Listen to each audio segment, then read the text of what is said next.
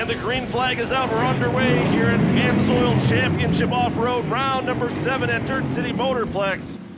Yeah, what a great start for everyone. You got to remember, sitting at home watching on the television, this track's really, really narrow. So if you're up front, you can kind of play where you want to go. But you see the difference in this track, the split lanes. I love it. It's just like we just left ERX, but it challenges these drivers. You really have to be a driver to win here. Yeah, and then you come out of that split lane and you have to gather yourself back up and rejoin the other lane of traffic into the tightest corner on the course, that hard right-hander in the center of the course. That's what we'll call turn 2. Boy, that Vape Escape Chevrolet really showing some smoke early on in this one, but he really does. He has some kind of overflow problem. He says it's not hurting anything, but every race we see a little bit of smoke continuously run out of the back as we look at Corey Holger, new to the class, really, really quick. Yeah, Holcher already has a win along with 4 second-place finishes this year. You see Flugerat trying to keep the pace with Holcher. That's the battle for 2nd and 3rd on the race course. 1 lap is in the books here at Dirt City Motorplex. It's Stan Wood, Corey Holcher, Jason Flugerat, your top 3. Yeah, Stan Wood looks to be coming to a little bit of a rolling stop, and he does. Man, tough break for the 512. Stan Wood, the Vape Escape Chevrolet, definitely has more damage than we've seen from up here.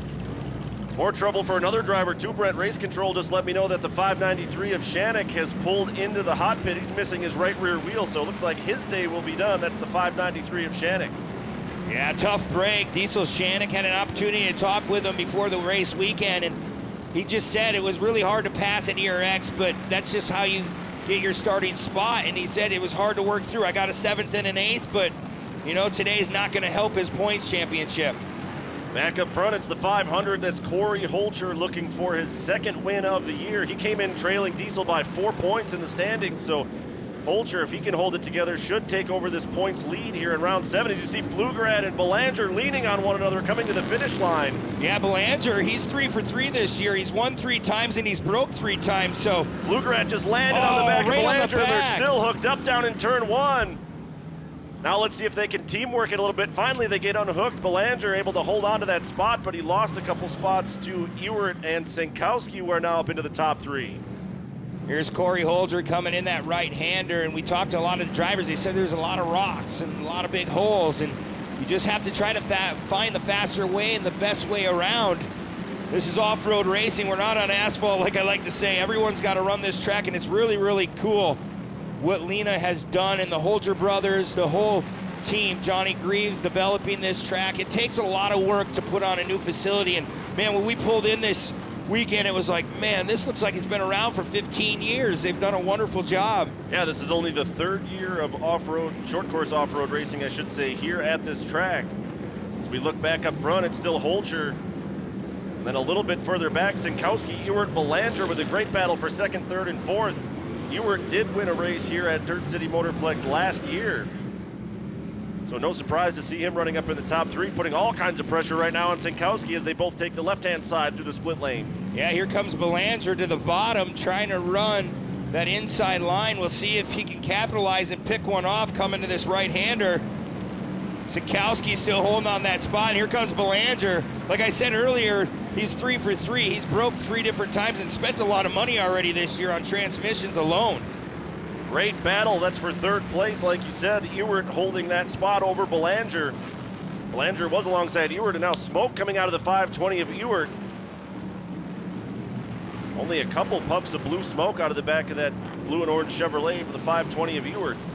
You see, he's still trying to hunt down Sinkowski down there in what we call the hell hole. It's a pretty steep drop-off into a hard left-hander, and again, more smoke out of Ewert. Yeah, I don't know, maybe it's just an overflow just dumping on the exhaust back there. We'll have to keep an eye on it as we come to the mandatory competition caution.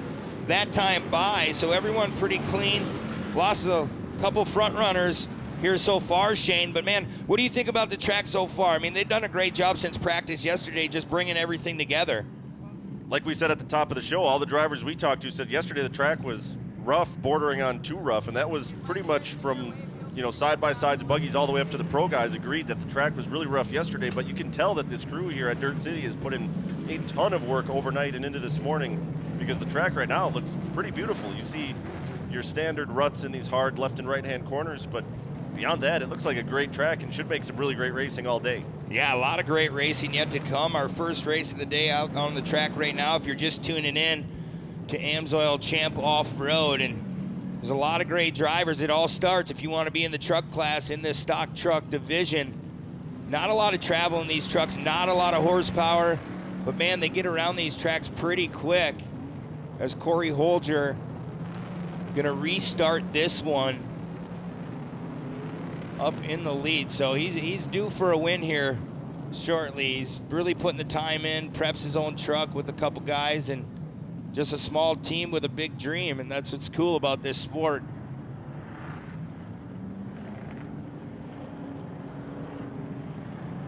I'm looking at that 537 though in second. Senkowski is fresh off a win in round 6 a few weeks ago at ERX, so again, no surprise to see him up front. Like I said, Ewart picked up a win here last year, so I'm looking for Ewart to make some noise here in the second half of this one, but there's the green flag. We're back to racing here in the Launderville Steel stock truck, and immediately Belanger was leaning on the back bumper of Ewart as they came over the finish line. Yeah, Belanger, he has to go now. Time is definitely going to be running out here. There's Belanger going to that inside, just skipping around that tractor tire. As here's Senkowski, look at heavy damage on that outside door in that 537. There's a glimpse right there. He's getting on the inside of Holger once again. We'll see if he can cross back over. He'll be set up on the outside of turn 3 as they go to the backstretch, adjacent to the farm fields that are surrounding us here at Dirt City Motorplex. Holger able to hold on to that spot, but he's got to be careful. He knows Senkowski's there at this point. Yeah, Holger doing a phenomenal job just tiptoeing his way through these turns. You talk to a lot of the drivers, you can say there's holes, there's ruts, but you got to learn to get around it. You got to find where no one else is going, where the track is not getting tore up, as these top 2 are starting to open up a little bit of a gap on 3rd and 4th. Yeah, Ewart falling back just a little bit. We saw some puffs of smoke out of the 520 of Ewart. He still looks to be on the race pace, but just falling back from Senkowski a little bit. Another good look at all that damage there on the 537 of Senkowski, so he was definitely banging door handles with another driver in the early going of this one. Oh, look at Holger, he goes a little wide. Senkowski, he squared that turn up perfectly. Watch, he's gonna have a little bit of a run now coming out of this turn. We'll see if he can make it work. He's gonna go the opposite side of Holger. These 2 trucks are fairly even. It's just if he can get to his back bumper to make that pass. Once again, it's Holger leading the field as they go down to the hellhole, turn number 5 here at Dirt City Motorplex. And again, Holger's been pushing wide in a few of these corners. I don't know if that's him looking for a faster line necessarily, or if he's just making some mistakes, but he's gonna have to shore that up a little bit because Senkowski is still plenty close to make his move here with the laps winding down. Yeah, he knows the lap's winding down, and there's less than a minute to go in this one, so we should be seeing our white flag coming out within the next 2 laps. As Senkowski, he really just needs to hunt down, watch where Holger's going, try to get to his bumper, and then try to make a bonsai move and do something different. And we'll see if Corey Holger is fast enough to hold on to this one. And he's really calm, cool, and collected. And for being in the first year, first truck of his career, it's not an easy task to just jump in and do good. You can say you can do good, but truck has to finish and you got to drive it, and he's doing a phenomenal job. Yeah, Holger jumped into this class and pretty much did well right from the start. Opened the season with a 2nd place back in round 1 at Antigo and has been in the top 5 in every round this season. It looks like we'll be coming to the white flag this time. Onto our Amsoil front straightaway, it's Corey Holger from O'Connell Falls, Wisconsin, leading the way. Holger, Senkowski, Ewart, your top 3, then it's Ringelstetter, and Belanger has fallen back to 5th now. Yeah, Belanger not having a great day trying to get through this tough layout. There's Ewart there. Here's Holger once again. Truck landing nicely. Coming through that infield section. Just trying to get around. He knows the white flag lap. And this is when you hear gremlins and you're in the truck just going, hold together one more lap. You don't want to go too fast and you don't want to go too slow. You don't want to wreck the truck on this last lap. But Senkowski seems to be about 5-8 car lengths behind. So Holger can put it together in these next 2 turns. He's going to be underway and get that W. One last time down into turn 5 at the bottom of the hill.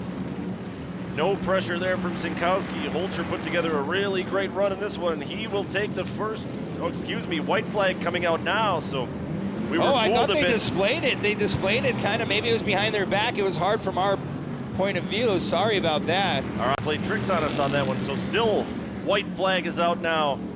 And it's still the 500 of Corey Holcher, who was pretty much led from the drop of the green flag here in this one after the early problems for Stan Wood. Yeah, Stan, he went out really early, so that Vape Escape Chevrolet not on the racetrack. Now we're seeing Ewert turn up the heat a little bit on Sinkowski here on the final lap as they go into turn 4, that U.S. Air Force left-hand hairpin turn. Sinkowski bouncing through the ruts there. Yeah, Holger gonna take that left-hander, that sweeper off a little roller tabletop into like what we call the hellhole. It's really, really deceiving. You have to be here to see it go down. It's really a tight 180 coming back, but it looks like Sinkowski's gonna run out of time. Checkered flag is out. Holcher will take the win. Corey Holcher, number 500. Then it's Sinkowski. Ewert put together a really great run on that final lap, but not able to make the move on Sinkowski. Then it'll be Belanger in 4th. He got back around Ringelstetter, who will finish in 5th. Yeah, that's good one race run in the books here at Dirt City Motorplex. Yeah, it's Lena, Wisconsin. Like I said, there's not a lot of people in this town, but if you're around the area, this is the place to be today. Corey Holger getting the job done in that number 500 stock truck. I got our 3rd place finisher, TJ Ewert here. TJ, a lot of battling going on with you and Eric and Scott Belanger there for a while for that number 2 spot. Tell me about battling on this track today. The first half was awesome. After the comp yellow, she got pretty ruddy out there. It was hard to really throw the truck in there and make a pass, but Eric drove an awesome race, kept a good line rolling every corner. I really got to thank Falcon Tire for getting me hooked up with the tires this year for this race, actually. They hooked up awesome, and thank you. You've been really consistent, a lot of podium finishes this year. How crucial is that as we get towards the back end of the season and building up points towards this championship chase? Yeah, I had a bad stretch there for a little bit. ERX was a bad weekend for me. I had a lot of guys helping me out this past weekend, getting the truck done and rewired and everything like that. Yeah, I just want to keep this momentum going and see what we can do at the end of the year. You mentioned Falcon Tires. Who else helped you get up here today? TE Transport, Modern Belt, Platinum Race Chassis, Andy Shocks. Turn around.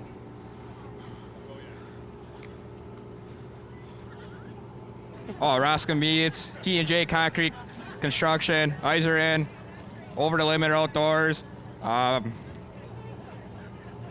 Native Pride Transport, Racing for Angelo, JR Enterprise, Grease Spot Construction, Violent Enterprise. Yeah, I think that's it. Congratulations. That's our 3rd place finisher, TJ Ewert. Moving on over to 2nd place, Eric Sinkowski.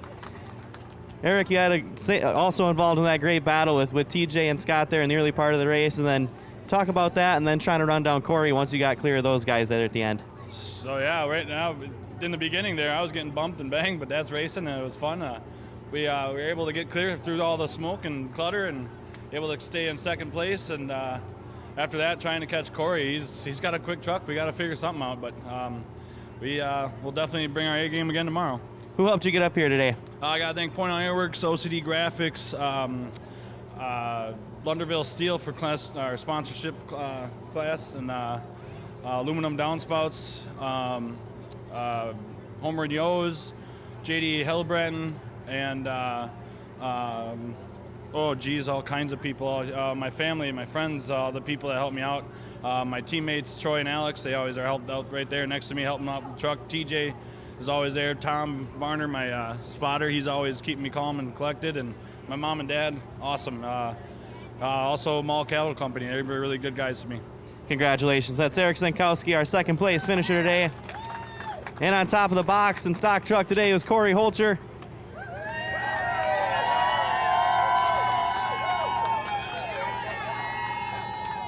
Corey, there's a lot of cheers behind me. How cool is it to win on your home track here? This was pretty neat.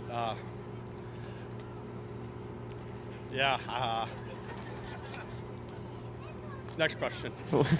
What was working for you today? You saw Stan went out ahead of you early, and then you looked like you just set sail. What was working out here? Yeah, I seen Stan was having some smoke, and then I figured try to get up to him and not hopefully, but get a chance to get around him, and ended up pulling off, and then it was clear, and we just ran away with it. We got Connor did a good job keeping me calm.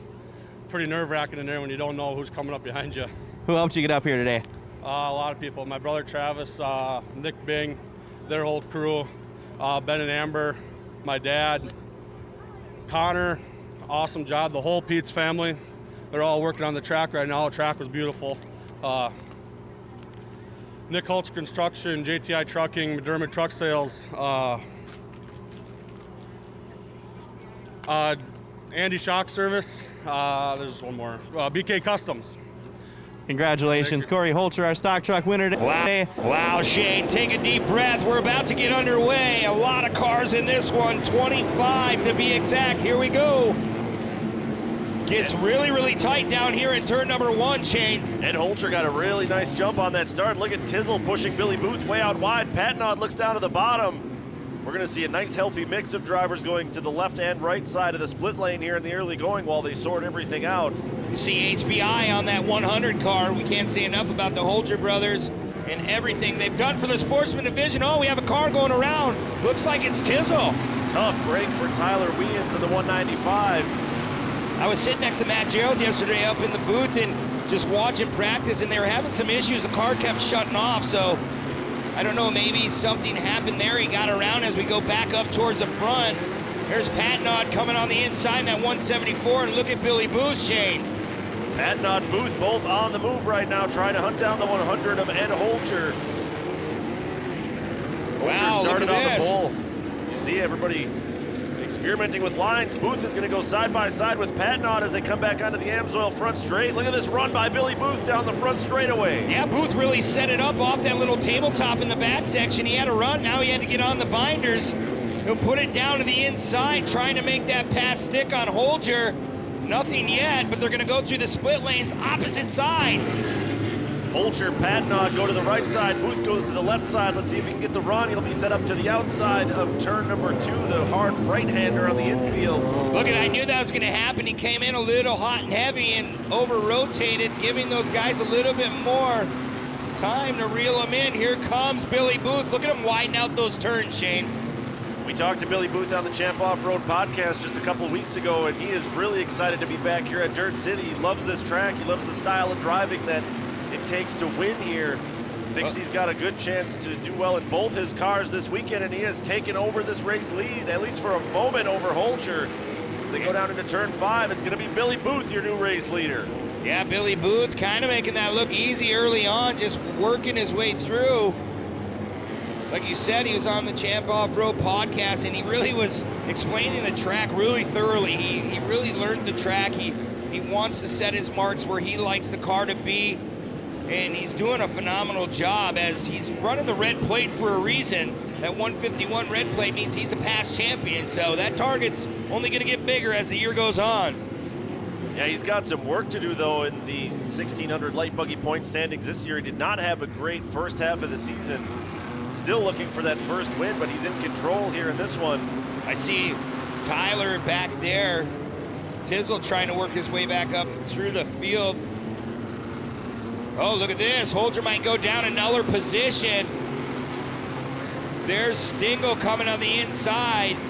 A lot of years of experience. You've known Stingle for a long, long time. I mean, he just keeps coming back year after year, and he's a nice guy. He knows how to build these cars and helps a lot of people. Yeah, and there's no replacement for seat time, and he has as much seat time as anybody else in this field. As we come to our mid-race competition yellow here in All-Star Performance 1600 light buggy. Fast pace there in the first half of that race. It's Billy Booth, your leader. Yeah, look at this on our charts, 351 of Billy Booth. He's running a 103.67. Then Stingle's running a 104, so about a second faster, but now Stingle, he gets a reset. He's up in the lead. It's gonna be tough. I mean, he's up in the top 2, but if anyone can pick off that one spot right away, it's Stingle. but at the same time, Billy Booth, he's strong. Yeah, that's two of the best in the business running first and second. Ed Holcher still holding on to third after starting on the front row. Then it's Connor Schultz, Jake Schillman. As we see the 164 of Camberg hung up on the cane rail right by our Amsoil Champ off-road finish line. But there's talk about expanding the Delaware restart into some other classes, so we'll see how that decision gets made later on. But we're back to green flag racing here in 1600 light buggy. It's still Billy Booth out front as they go down into turn number 1. Yeah, Billy Booth, dust in the back of the 172. Stingle trying to run his line, trying to catch back up. Holger takes a host of others in that outside. Here's Stingle now, gonna try to make that move on the inside, gets hard on the brakes. Track really starting to dry out on the bottom side. Man, he looks like he pulled a little bit on that straightaway on exit, but here comes Stingle once again. Down the long backstretch, headed for turn number 4. It's Billy Booth, Stingle, Connor Schultz, Schillman, Tizzle. Now your top 5 as Holcher has fallen back. Connor Schultz on the move already after this restart. As they go down into turn 5. Schillman now looking to the inside of Connor Schultz. Stingle got crossed up a little bit. Yeah, That's going to let Booth get away. Yeah, Stingle doesn't make many mistakes. If you've been watching him for years, he really doesn't make any stobbles, and I'll tell you, he did right there, and it cost him some track time. As here comes Schultz once again. Oh, look at contact. Looks like Tizzle maybe broke a left front. Yeah, you saw it there, Brent. Left front suspension damage to the 195 of Tyler Tizzle Wiens. Yeah, he drove it hard in that inside, nowhere to go, hit that tractor tire, and man, they're really, really heavy as we look at Booth still holding on to about a 4 or 5 car length lead. There is Stingle, and here comes Morcourt. Or not Morcourt, that is Connor Schultz. Yeah, Connor, the 129 now up into third. Meanwhile, his brother Colin is up into the top 5 now after the early trouble, that tangle with Camberg. So Colin Schultz on the move as well. Those two brothers have combined for 5 out of the 6 wins in light buggy this season. Wow. Stingle going really, really wide through the hellhole, exiting, and now there's the front straightaway going over to Kicker Tabletop. Back down into turn number 1. Great shot from above. There's Billy Booth. Stingle still holding on to that spot there.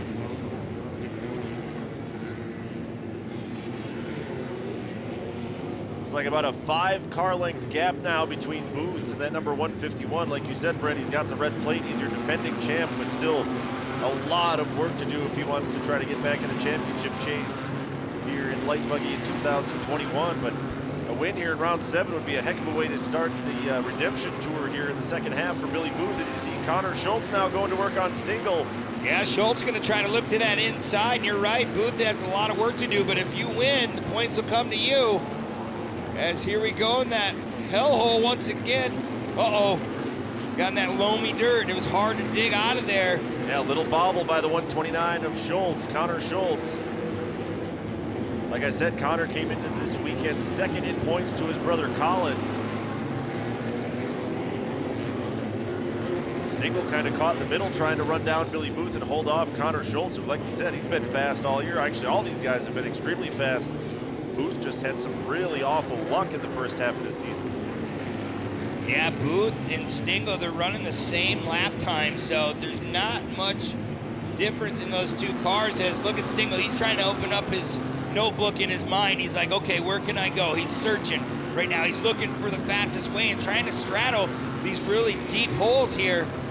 Just one of the elements we have to go through here in Leading, Wisconsin, and looks to open up that gap a little more. We'll see if he has one more shot at this. 2 laps to go. Meanwhile, I'm looking at our timing information. Best lap of the race so far, Connor Schultz, who's sitting there in third, and he's entered the picture now in this race for the lead. White flag will be coming out, as Brent said. It's Billy Booth leading with 1 lap to go. Booth, Stingle, Connor Schultz, your top 3. Yeah, look at Stingle now getting a run on the front straightaway. We'll see if he can put it together. Booth pushing through the turn a little bit. Here comes Stingle. He's going to follow him right through the door. We'll see.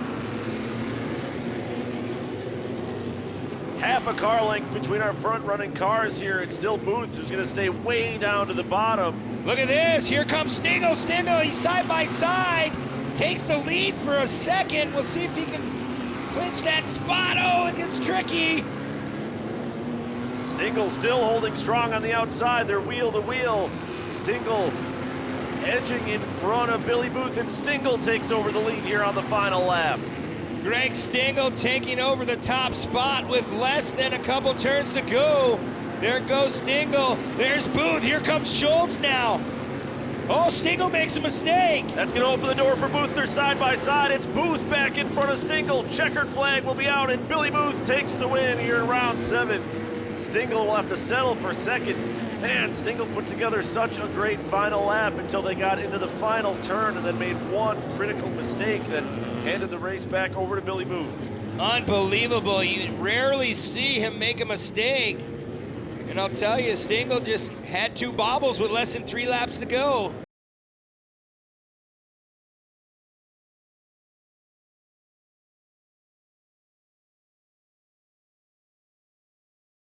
Thanks, Shane. Down here with our light buggy podium. Third place today was Connor Schultz, sorry, buddy. Connor, you were right on Greg there, looking like you were going to be able to sneak around him maybe for that second spot, and then he shot out of a cannon. Was there anything you could have done to sneak around him there right before he made his run at Billy? I was trying. I was hoping they would make a mistake and I could get around one of them, but I ran out of tear-offs at halfway, so I was fighting vision, trying to stay out of their roost. The roost was bad today, a lot of wet dirt flying at you, hard to see, and yeah. Your brother pulled a big invert yesterday and put both of you towards the mid-pack. How was it coming through the field? You mentioned vision was a problem.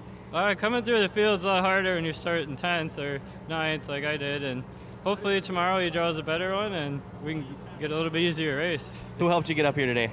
Flying Dutchman Off-Road, my brother Chad Rayford, Load Ranger LLC, the whole RNS Motorsports team, and all the contingency sponsors, and Champ Off-Road for letting us race here. Congratulations. That's our third place finisher, Connor Schultz. Coming in second today, Greg Stingle. Greg, I haven't had a chance to talk to you since the first day at Crandon. It's got to be good to get back onto the podium, but I know you wanted to be one spot higher after that pass there at the end.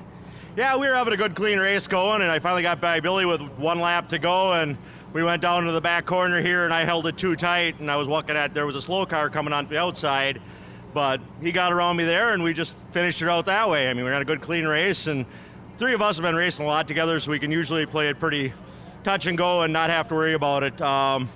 Dirt City's done a heck of a job here. We got my hats off to all them guys, the Moore Group, Champ Off-Road for help put this all on, because without them, we probably wouldn't be here at all. This is just a great place. First time I got on the podium here anyways, so it's been a feat that I've been working on for a couple years. What were you able to find there in the closing laps that you were able to gain so fast on Billy and then get around him? Few dry spots, and Billy had a couple corners where he had some issues where the car kind of shot out from him and he got a little loose, and that's where I gained on him a lot. But otherwise, we're all pretty equally running, as you can see otherwise. So. Who helped you get up here today? I got to thank Kurt Services, Kroll's Fur Farm, Country Bar, A&S Poured Walls, Ben Small Engine, Cooter's Pickled Eggs, my family, my son, which does my trannies, is my crew guy, and anybody else that I missed along the way. Yeah, I'm drawing a blank now. Congratulations. That's Greg Stingle, our second place finisher today in the light buggies. And on top of the box, our defending light buggy champion, Billy Booth. Billy, I know it's got to be good to be back on top, but you almost let it slip away there. What happened? I don't know what I was doing. The track started getting rougher, and I couldn't get through one as good as I was getting, and I kept fearing losing one gap there. And then that last corner in the 2, I just missed it, and he let him get under me, and he pinched me just enough into 3 to take it over. And I knew my only shot at it was to enter really high in the 5 there and just square him up and see what happened. And sure enough, he was sideways and just kept my foot in it. About T-boned him, but I knew where he was going and popped up there and took off. So, it's been a long year, and maybe the last few races we had in this, I wanted to get one more, and it was a good draw today. And then Tyler lost it there in the beginning, and I don't know what I'm doing. I keep throwing these races away late. So, but no, just great to finally get it done. Can't thank everybody enough. Mud Muncher Motorized Tear-Offs, Altera Machine Tool, Dinsmore Race Engines, Ryan Stingle, Mike Brew, my parents, Mark Peterson, Joey helping out this weekend. Just, it's great to finally get done, get one last one of these gold ones, and go have some fun in 1600 now. Congratulations. That's Billy Thank you. Booth, our light buggy winner. Let's hear it one more time for the 1600 light buggy podium. Connor Schultz coming in third, Greg Stingle in second, and our defending champion Billy Booth on top of the box. Back to you guys. Green flag, that's your top 2 in points starting on the front row. And look at that great jump by Tristan Hinton. Looks like the 2 of Ava Lawrence maybe caught sleeping a little bit. Ella Holcher able to get around up into second. Contact. We have contact there. Looks like Shimmick getting into the back of Ava Lawrence maybe. It was hard to see as we come through the rhythm section the first time through. We'll see how rough the track is for these guys. Looks like the track crew doing a fine job between races so far today of getting the track back into pristine condition. Looks like smooth sailing for all our short course carts here. I see a flash of Reed LeDuc coming into our screen. There's Reed LeDuc. As the track looks really, really nice, like you were saying, Shane, they've really done a nice job. A lot of great equipment. All these pieces of equipment have been donated to help this weekend go on, and you can tell they can prep the track in less than 15 minutes, and it takes a lot of people to get that done as we're going to go back up towards the lead here. Look at that run coming down that hill, Shane. Ella Holcher was all the way up to the back bumper there of Hinton, but then Ella pushed just a little bit wide in turn 5. The 33 of Tristan Hinton will lead here lap 1 of the Muskego Crane Service short course carts. It's Hinton, Holcher, Vandevort, LeDuc, and Lawrence, your top 5. Yeah, here comes Holger to the outside, gonna try to make that pass. As Hinton just holding on to that inside. Holger goes to the opposite side. We'll see if she can race to that inside 180. Looks like Ella got a really nice run on the right-hand side of the split lane. They're gonna be side by side as they come out of the split lane. Holger on the inside of turn 2. She will jump into the lead for now, but Hinton comes charging back. Yeah, they don't even make contact. Well, now they do. Ella Holger almost just missing the tractor tire. As she has company coming up behind her as one almost going into the K-rail. Yeah, Vandevort came in, pushed a little bit wide, but Vandevort showing some speed here in the early going as well. Hinton still holding on to that spot. About 2 car lengths. We'll see if Ella Holger can put some laps together. Plenty of time to do it. Over 4.5 minutes to go. As Ella's gonna try to drive to that inside, try to get a slide job out of this. Nothing yet. Vandevort back in the mix as well in that number 96 orange and black truck as they come back to the Amsoil front straightaway. Yeah, look at Vandevort now buttoning up to Holger, and Holger now trying to get that run once again, heading into turn number 1. Let's see if Ella goes for the right-hand side of the split lane like she did 1 lap ago. It looked like that was the faster line, at least compared to Hinton, who stayed over to the left-hand side. This time Ella's gonna follow Tristan Hinton through the left-hand side. Vandevort and Reed LeDuc went to the right-hand side. Yeah, Reed had a little good run coming out of that inside turn. There's Hinton in the 33. There's Vandevort now on that inside of Holger. Not gonna race her to that turn and take that spot, but maybe he's gonna prove me wrong. Right back up to the back bedside.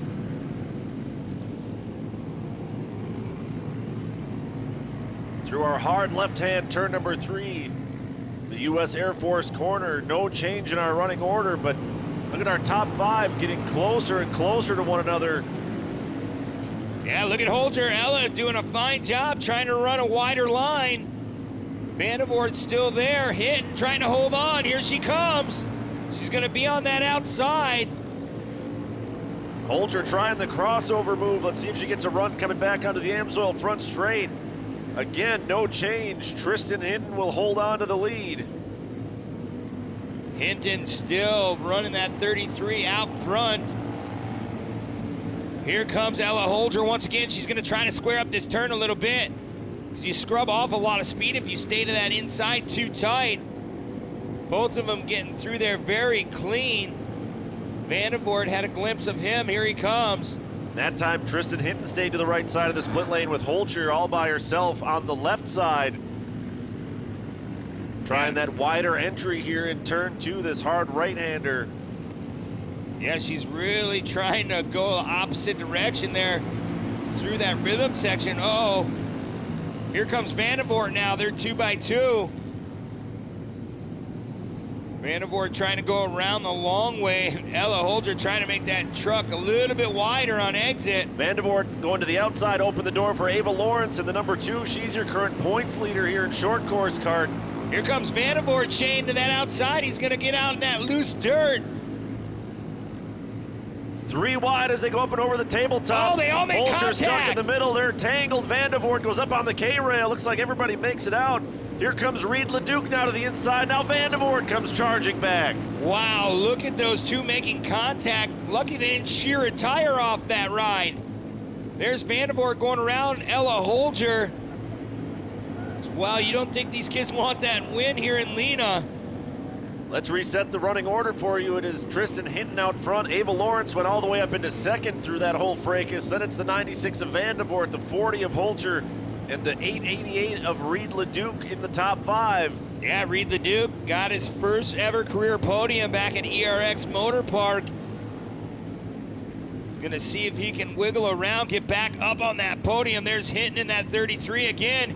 Here comes Lawrence, number 2. And Vandevort now there. This is gonna go down to the wire here. Everybody making their way around a slower car there. That's the 98, I believe, of Gavin Plummer. Nice job by Plummer staying down to the inside, holding his line, letting the leaders play through. Back out front, Hinton has Ava Lawrence right on his back bumper, and Vandevort's on the back bumper of Lawrence. Vandevort trying to dive down to the inside and get a run. He's got Holcher alongside of him. Yeah, Hinton still holding on to that spot. Here we go. Vandevort to the inside, Lawrence to the outside. Gonna come over this little kicker jump, heading back in front of the crowd. And Hinton just opening up that gap a little more with time definitely starting to run low. Now here comes Ella Holcher down to the inside of Lawrence. Lawrence lost 2 spots there and 1 straightaway. Holcher back up into the top 3 with the 96 of Vandevort running second. Now he's putting some pressure on the 33 of Hinton. Wow, Vandevort getting a nice run. They're gonna be side by side. We'll see if he can capitalize on that spot. Here comes Ella Holger once again. But Hinton will have that inside line. We'll see if he can drag race and beat him there. No contact, great driving by both those young drivers. But Vandevort's gonna take over the lead. Let's watch Tristan Hinton battle back here as they go into turn number 3, the hard left-hander onto our back straightaway. Hinton actually pushed out a little bit wide. Then in that battle for 3rd and 4th, you've got Ella Holcher and Ava Lawrence. Yeah, here comes Ella Holger to the outside of Hinton. One more time, gonna try to take that spot away. Going into the hellhole, into this hard 180, really deceiving, really tough to get through here without rotating around. Here comes Reed LeDuc. Reed LeDuc now, a glimpse of Reed trying to make his way in the top 4. And Ella Holcher has gotten around Tristan Hinton. That's the move for 2nd place. White flag is out here in short course kart. It's Vandevort, Holcher, Hinton, Lawrence, LeDuc, your top 5. Hinton trying to get that spot back from Holger, made a little contact on exit. They're gonna be side by side. Here comes Reed LeDuc trying to get that spot away from the number 2 of Lawrence once again. Remember, Reed was on the podium at ERX, so a young race car driver just getting his feet wet. Man, your last name LeDuc, you know he's only gonna go up from here. Yeah, we definitely expect to see Reed LeDuc on the podium again here in short order, but he's got some work to do in this one. Holger pushed out wide. That opened the door for Lawrence. Now that's a drag race for 2nd place. Ava Lawrence and the number 2 battling back here. Yeah, Ella Holger trying to hold on in that HBI ride. Here comes Lawrence. They opened up a little bit of a gap on one another, about 2-3 car lengths. Remember, the last lap, couple turns to go. Vandevort still out front, gonna be looking at the checkered flag here, Shane. Wes Vandevort takes the win here in short course kart, round number 7. Then it's Ella Holcher 2nd, Lawrence 3rd, Hinton 4th, LeDuc rounds out the top 5, and that was a tremendous race there among our top 5 drivers. Yeah, absolutely. That class never disappoints. Very, very fun to watch, fun to call from our eyes. And man, Vandervoort did what he needed to do. He used that whole race, and once he got in that clean air, he took it right to the checkered flag. Yeah, picked up his first win in short course kart here in the 2021 season. Wes Vandervoort just did.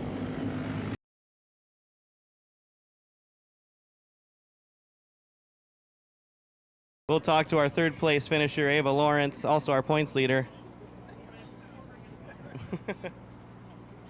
We'll take care of that quick.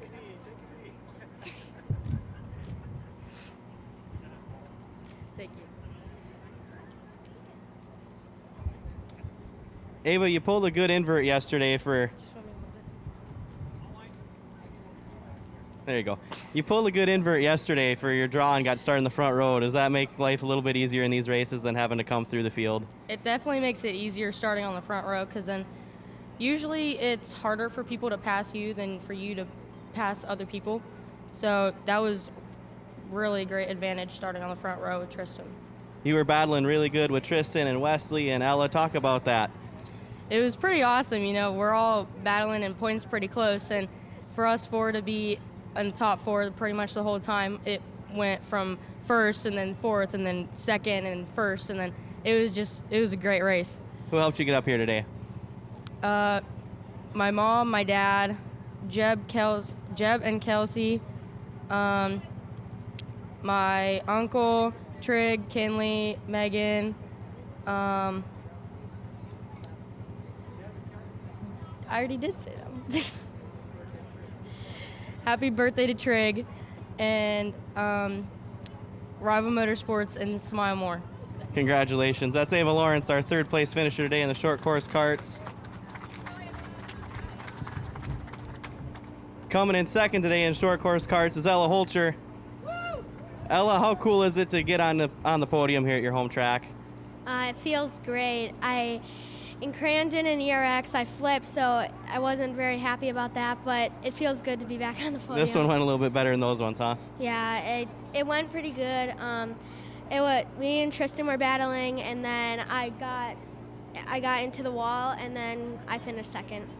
Talk about battling with everybody. Wesley, Tristan, Reed Leduc was in there. I know you and Ava are pretty good pals. Talk about battling with them. How fun was that? It was pretty fun. It was a good race. Just when you're going into the gravel pit or the air pit, if you take the outside, I just feel like it's a little bit faster to get around some other cars. Who helped you get up here today? My mom, my dad, my grandma and grandpa, my pa, Uncle Scotty, and Steph, Uncle Craig, HBI, Little Buckaroo, Advanced Construction, and all my other sponsors. Congratulations. Good luck in the side-by-sides later today. That's Ella Holcher, our second place finisher. And on top of the box is Wes Vandervoort. Wes, like the girls were saying, it was everybody in that top five dropping from fifth up to second, down to fourth. How were you able to finally get up to the lead and hang on to it? We had a little bit of a rough start, but it was good racing, and it got a little squirrely with Ella in the back there, and yeah. What's your favorite part about this track at Dirt City? It's that the split lanes. The split lanes? Mm-hmm. What is it like driving on this track compared to some of the other bigger tracks like Crandon and ERX? It's a little wet out here, but it's not that bad. You gotta be careful with where you're driving and stuff, because you don't want to get out too far. Who helped you get up here today? KGB Customs, Modern Build, Kron, Bayor, Legend Erecting, Iserin, T&E Transport, Seymour Lumber, my dad, my mom, and everyone else. Congratulations. That's Wes Vandervoort, our winner today in the short course karts. Let's give it up one more time for this whole short course kart podium. Ava Lawrence in third, Ella Holcher in second. Very, very competitive field here in the Fintown Custom Road Siding Mod Kart.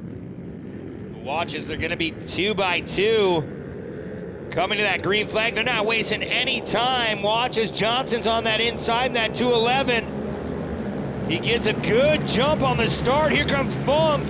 Easton Sleeper, they're both pushing him through.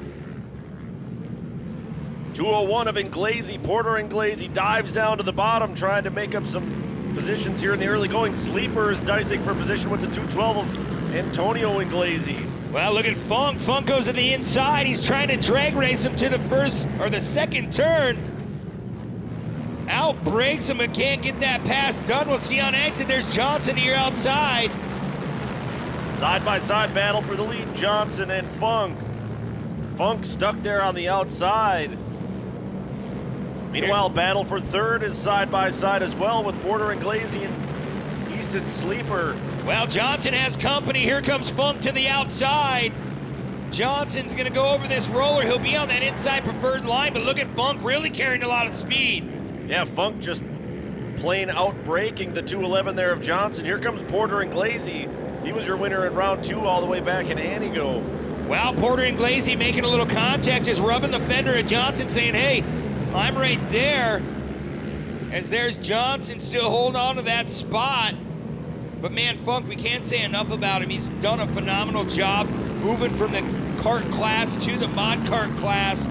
And I mean, you're just a kid starting out, and now he's turning into a great race car driver at a young age. Yeah, a lot of these drivers, you can say the same thing about them as well. They're younger kids, but still, these are veteran drivers. We see a tangle there between Sleeper and the 213 and the 212 of Antonio Inglesi. Wow, that's... Inglesi looks like he lost fire there for just a minute and finally back underway, but all the way at the tail end of our field here. Yeah, here comes Johnson now looking on the back of Funk. Great aerial view shot from our drone coverage here this afternoon. Going down in the hellhole, this 180.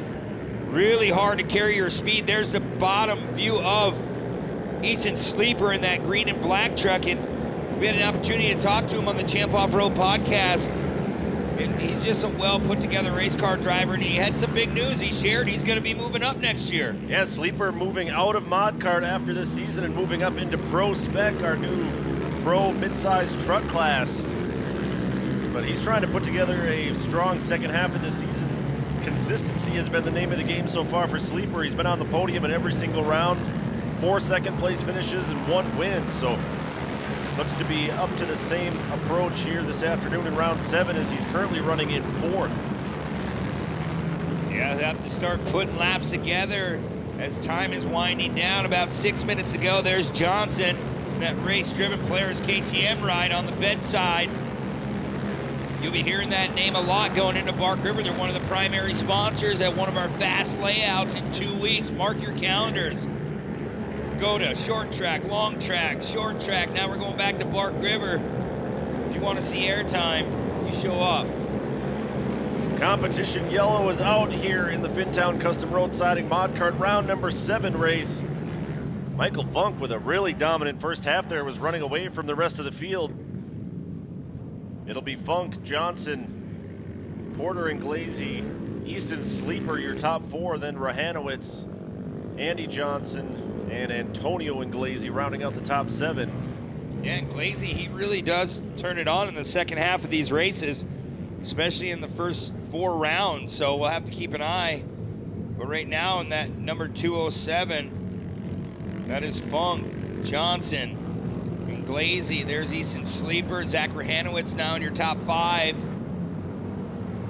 Good run by Zach Rahanowitz as Richie Kuloff is going to bring him around one more time. We'll get this race back underway. And again, the weather has been beautiful here in Lena, Wisconsin. We've been hearing some rumors rain might be coming in, but we're going to keep pushing through. See if we can get all these races in this afternoon. And yeah, we're getting word from the trailer that the rain is actually clearing up by the moment. So stay around, it's gonna get good. Remember, the big boys are all in the house from East Coast, West Coast. Pro 2, Pro 4, 20 trucks in Pro 2 here this afternoon. Just picture 20 Pro 2s on a track this tight. Yeah, it's gonna be a wild day of racing, and first we gotta get through this wild second half of Mod Kart here. Back to Green Flag Racing, it's Funk, Johnson, Inglesi, Sleeper, Rahanowitz, your top 5, headed down into turn 1. Boy, Johnson, he clicked the switch. He put a little bit more fuel in the throttle, and here he goes. Trying to run that inside, just missing that tractor tire, kind of held him up a little bit. Very aggressive right now on the early going of the second half for Johnson in the 211. Now Johnson has his hands full with the 201 of Porter and Glazy. Yeah, it looked like Zach Rahanowitz got to the inside of Easton Sleeper there in the yellow and blue Edwards collision ride. Sleeper now goes down to the inside. That's a side-by-side battle for the lead between Sleeper and Porter and Glazy. Battle for third, excuse me there. Yeah, Funk still holding on to the top spot. Johnson running a solid second. Here comes in Glazy again, making a little contact. You can see the rocks and the roots going through there. The ruts are really, really deep, but these cars are really handling it nicely. As they go by what will be the finish line, Johnson bonsaiing off again, trying to get a run. Button up to the back of Funk, he'll try it again. Seems like Johnson showing a lot of speed around the outside sections of the course and then kind of gives that back in the inside portions of the course. The tight corners seems to be where Funk is pulling away from Johnson and the rest of the gang. Yeah, and that tells me they play with gearing and stuff in these cars, so maybe one has a little bit longer or shorter gear. In some sections you're a little quicker than one another. You need to put it all together as, oh, here comes Sleeper making contact with Glazy. They're gonna be side by side. Some more contact. Yeah, Sleeper had to let off a little bit. He was running out of track room there. So Porter and Glazy holds on to third place as he tries to hunt down the 211 of Johnson. Still, everybody chasing Michael Funk in that 207. Wow, Johnson got wide, allowing Glazy to make contact, but Johnson kind of bounces off, ricochets, and opens up that gap once again on third and fourth. Once again, our field going down through turn one. A lot of contact, but no shuffling of positions so far in the second half of this one. Yeah, under 2 minutes to go, that time by, as here comes Easy East and Sleeper trying to outbrake, and Glazy goes up on the bicycle. Nice save, sets it back down, and really doesn't miss a heartbeat. Yeah, he did lose 2 spots though. Sleeper up into third, Antonio and Glazy up into fourth now. And Sleeper's gonna go to work on Troy Johnson. Johnson pushed way wide, coming back onto the back straightaway. Yeah, Johnson better put the loud pedal down. Here comes Sleeper, trying to run him into this hellhole. There goes Sleeper to the inside, just missing that tractor tire. Gonna do a little slide job, trying to get there. He's trying to pinch off Johnson. Johnson fighting back, they make wheel-to-wheel contact, and it's gonna be Sleeper now up into second place. Yeah, Johnson watching him try to cross back underneath him. As here he goes, gonna try to get that run back, says, hey, I'll return the favor. Yeah, put a fender back on Easton Sleeper there, so nice job battling back there by Troy Johnson in the number 211. So cool to watch these guys get better and better week in and week out, because look at this, there goes Johnson wide, makes a little mistake. Here comes last year's points leader, Sleeper, trying to take that spot away. Johnson ran him wide though in turn 3, excuse me, onto our backstretch. Johnson's gonna slam the door once again on Easton Sleeper. This battle for second is terrific right now. Yeah, Sleeper, he's trying everything. Johnson's just that fast to stay ahead of him. Who can make the least amount of mistakes here at the end? Here comes Sleeper again. Johnson goes wide, he shuts the door. White flag is out here in Mod Kart. Michael Funk still out front by about 15 car lengths, and it's Johnson, Sleeper, and Glazy. Second through fifth, running about 7 total car lengths from one another right now. Yeah, Johnson running that wide line, holding on about 2-3 car lengths over Sleeper. Going in that infield, here comes Sleeper again. Gonna try to outbrake Johnson. That race-driven Polaris KTM ride. Goes a little wide again, same corner, same mistake, so here's Johnson. the run by Sleeper. He's back in front now of Johnson. That's the battle for second once again as they go through turn 3 onto the back straight. Johnson all crossed up. Here comes Porter and Glazy. Yeah, Glazy gonna try to take another spot away from Johnson. He just made a little mistake. Just tough break for Johnson. There goes Funk. That's the big lead he has. About 10, 11 car lengths. So I don't know if there's gonna be enough time for Easton. One last time onto the Amsoil front straightaway. Checkered flag is out, and Michael Funk will be your winner here in round 7, his 3rd win of the year in Mod Kart. Easton Sleeper across the line in 2nd, so his consistent podium finish season continues. And the 212 of Antonio Inglesi, battle-tested and battle-proven, winds up on the podium in 3rd. Yeah, his last 4 rounds, a first, a third, and a first, and now take another win here, man. He's on a little bit of a run streak. Somebody better cool him off. He's going to be tough to run down the rest of the season in that 207. And there is our finishing order. Funk, Sleeper, Inglesi, Johnson, Inglesi, and Rahanowitz, your top 6. Sure do have a points battle starting to heat up in this Mod Kart class. One of the guys involved is our 3rd place finisher, Antonio Inglesi. Antonio, you came into this one 2nd in points. Podium today, got to be a pretty good day for you, huh? Yeah, it's a pretty good day.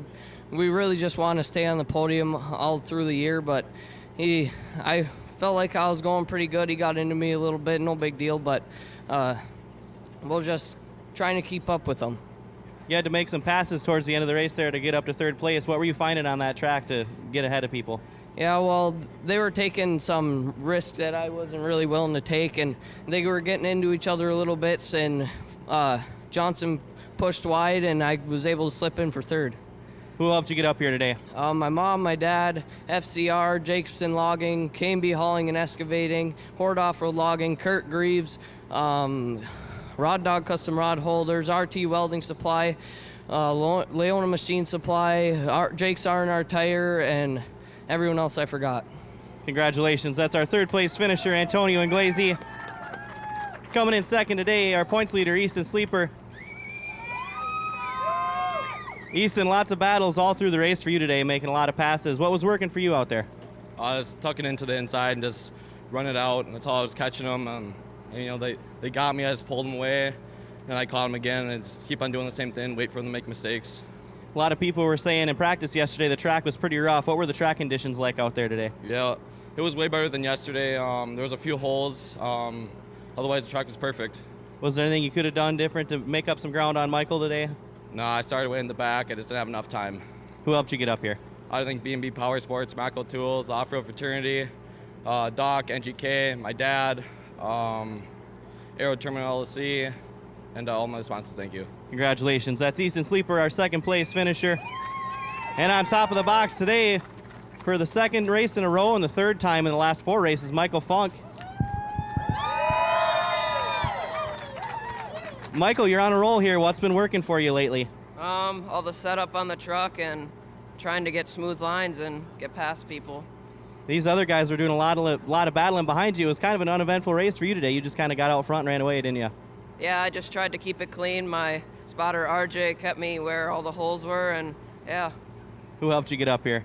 My mom, my dad, all the other friends who came out today, my great-grandpa, Reimer's Painting, D&D Millwork, Radix Auto Body, Siding Unlimited, and all the other ones I forgot. Congratulations. That's Michael Funk, our winner in the Mod Karts today. Maybe another new winner here in the 1600 buggies. Yeah, we'll have to wait and see. Tony Keepers had to go back to Bo Ambo's shop yesterday and fix that car, so we'll see if everything's put together right. Watch for Parsons. Here we go. It's Baczynski. Tony Keepers heading into turn number 1. It gets really, really tight and tricky through here. Open wheel racing, you have to be very careful to limit the amount of contact you make with other drivers. You see a good, healthy mix, drivers going left and right into the split lane here in the early going. Yeah, Keeper's not wasting any time. He took that spot away from Baczynski, and they're all pushing through, snow plowing through.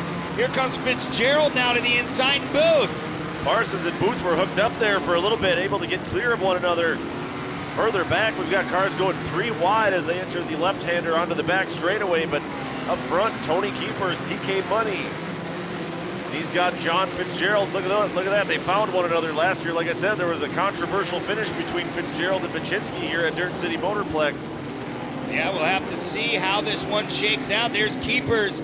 Fitzgerald, the car going around by that inside 180 in the hellhole.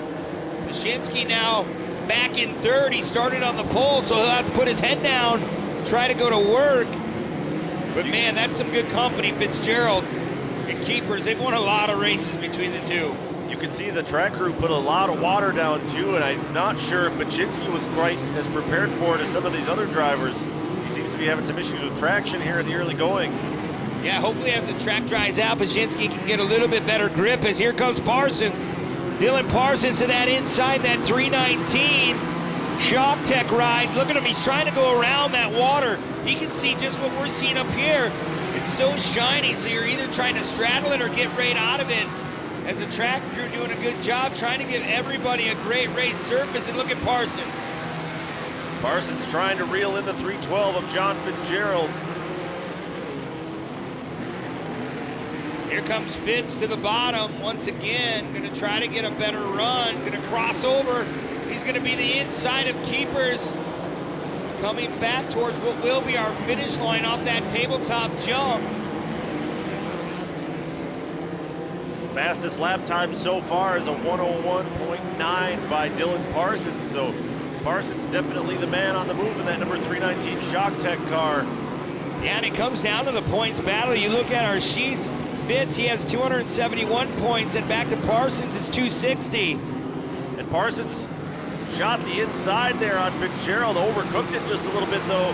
Now they're stuck side by side as they come back to the left-hander, turn number 3. Wow, it looked like Parsons just moved Fitz out of the way, just tire contact, as his eyes are set on our race leader, Tony Keepers. Yeah, Parsons definitely now looks to be the fastest man on the race course here at 1600 Buggy. Trying to reel in the 352 of Keepers. Nice line by Parsons. He scrubbed off a little speed. Here comes Fitzgerald to the bottom. Remember, that's a Bruce Fraley ride. Fitzgerald just got pinched over almost into the K-rail by Parsons as we reach our halfway caution. So it will be Tony Keepers picking up the bonus points for leading at halfway. Then it's Parsons, Fitzgerald, Baczynski, and Booth is still hanging strong there in the top 5. Yeah, Billy Booth, he's got a good run going, so we'll see if he can put it together in this second half. But man, the adversity, the time that they put in last night, getting the car well over 5 hours. Bo was telling us they had to cut the car apart and they had to take the engine out. And you and I were walking through the pits, we're like, hey, where's this car going? He actually came off a jump and there was a rock that he landed on and it bent the whole bottom of that car up. So they took it back, cut out the tubes, put some new 120 wall tube in, make sure it's a lot safer for him. And look at that, he's leading this race, so they didn't miss anything. Yeah, Tony and Susie and the boys they got the right thing cooking late last night in Bo Ambos' shop to get that car put back together and put back together well enough that he led the first half of this race. Baczynski started on the pole and fell back to 4th in the first half of that race, but Billy Booth has been unable to get around the 324 of Baczynski. Like I said, I'm watching Parsons though, and there's no doubt that Parsons is the fastest guy in our lead pack right now. Yeah, he's definitely winding out his lines. He's doing a fine job. I mean, you're in the lead, you're Keepers. You're trying to play that protected line as well. We'll see if Parsons can catch Keepers sleeping on this restart. And Fitzgerald, he's not done yet. He's all over the back door of Parsons. He's gonna shoot to the inside right away, Shane. Great jump on the restart there by the 312 of Fitzgerald. Yeah, but Parsons able to outbrake him down into turn 1. Billy Booth goes to the outside of Baczynski into the split lane. Looks like Booth will be up at least into 4th. He got all the way around Parsons, so Booth now up into the top 3 trying to chase down the 352 of Keepers. Yeah, here comes Booth to the inside. He's gonna take Fitzgerald as well. He's gonna be on that outside. We'll see if he can get a run. Here comes Parsons back to the inside. 3 wide, more contact there on John Fitzgerald. They're still 3 wide. Booth is running out of room, almost caught the tractor tire. Definitely running out of real estate. You're right, Shane. There's no room on exit here. Here comes Booth once again. Booth driving with his hair on fire right now in this restart. Here in the first lap of the second half of the 1600 Buggy race. And Booth finally able to slam the door and get up into 3rd. Billy Booth just picked up his first win in light buggy on the season about an hour ago, trying to pick up his first 1600 win of the season here in round 7. Wow, the straightaway speed that Billy Booth has going in front of the crowd is really doing in his favor as we go back up front. There's Tony Keepers in that Argon Lumber ride. 352, just tiptoeing his way around. He better put the loud pedal down. Here comes Fitzgerald once again, and Billy Booth, he's gonna try to slap both of them on the back. First through fourth running nose to tail as they go onto the back straight. Booth dives down to the inside on Fitzgerald. Not quite enough traction there to get a run going as they headed for turn 4. Watch his Booth, he's really playing it safe. He wants to be there. He's just trying to widen out his turns. He's going opposite of where those top 2 cars are going, and it's paying off. Look at that. He's just creeping up little by little. Fitz has the inside, but watch the exit speed that Booth gets. Once again past the Champ Off-Road finish line down the Amsoil front straight. Our top 4 cars still bumper to bumper as they head into turn 1. Here comes Booth again, trying on the back door of Fitzgerald. They all go over through that single fairly nicely. And there's a Kenda tire ride. Seen his spot up on the podium at ERX, trying to get another podium here. He wants a win. Parsons really pitched the car sideways early, trying to get underneath Billy Booth. It did not pay off for him. Parsons has fallen back about 3 car lengths. And another mistake from Parsons will push him even further back here. So now it's a 3-way battle for the lead. Omaha, Nebraska, Fitz's hometown, coming a long way here to Lena, Wisconsin. He really wants to win one. And Billy Booth, he has another story. He's trying everything. He's down right close to that tractor tire in the hellhole as time is definitely running out. Yeah, based on lap times in that time clock, we're looking at 3 laps to go this time by. They'll be racing against that clock to get back to the line before it hits 0. Yeah, so that's subject to change, and we'll keep you posted on exactly how many laps we have left as soon as we know, based on when that time clock expires. But man, Fitzgerald in such a tough spot right now, trying to catch up to Keepers or keep the pace with Tony Keepers, and he has his hands full with Billy Booth throwing every kind of move he can come up with at that back bumper of Fitzgerald. Yeah, Fitz is trying everything. Here comes Fitzgerald to the inside. He's going to try to widen out his turn here. He's trying to get a run and cross back over. Try to go underneath, but Keepers is running that fast line, so we'll have to keep an eye on these 2. Less than 20 seconds ago, a little love tap. Keepers knows he's there. Yeah, Fitzgerald's starting to get impatient now with the 352 of Keepers. Trying to force the issue. It should be 2 laps to go this time. Still the green flag is out. 2 laps to go here in 1600, Buggy. I don't think this one's over yet, Shane. There's a long way to go here in this one. Looks like everybody going to the right-hand side of the split lane, so that's developed as the faster line here in the closing laps. Fitzgerald again trying to outbreak Keepers. He is, look at this. He's getting to the back door.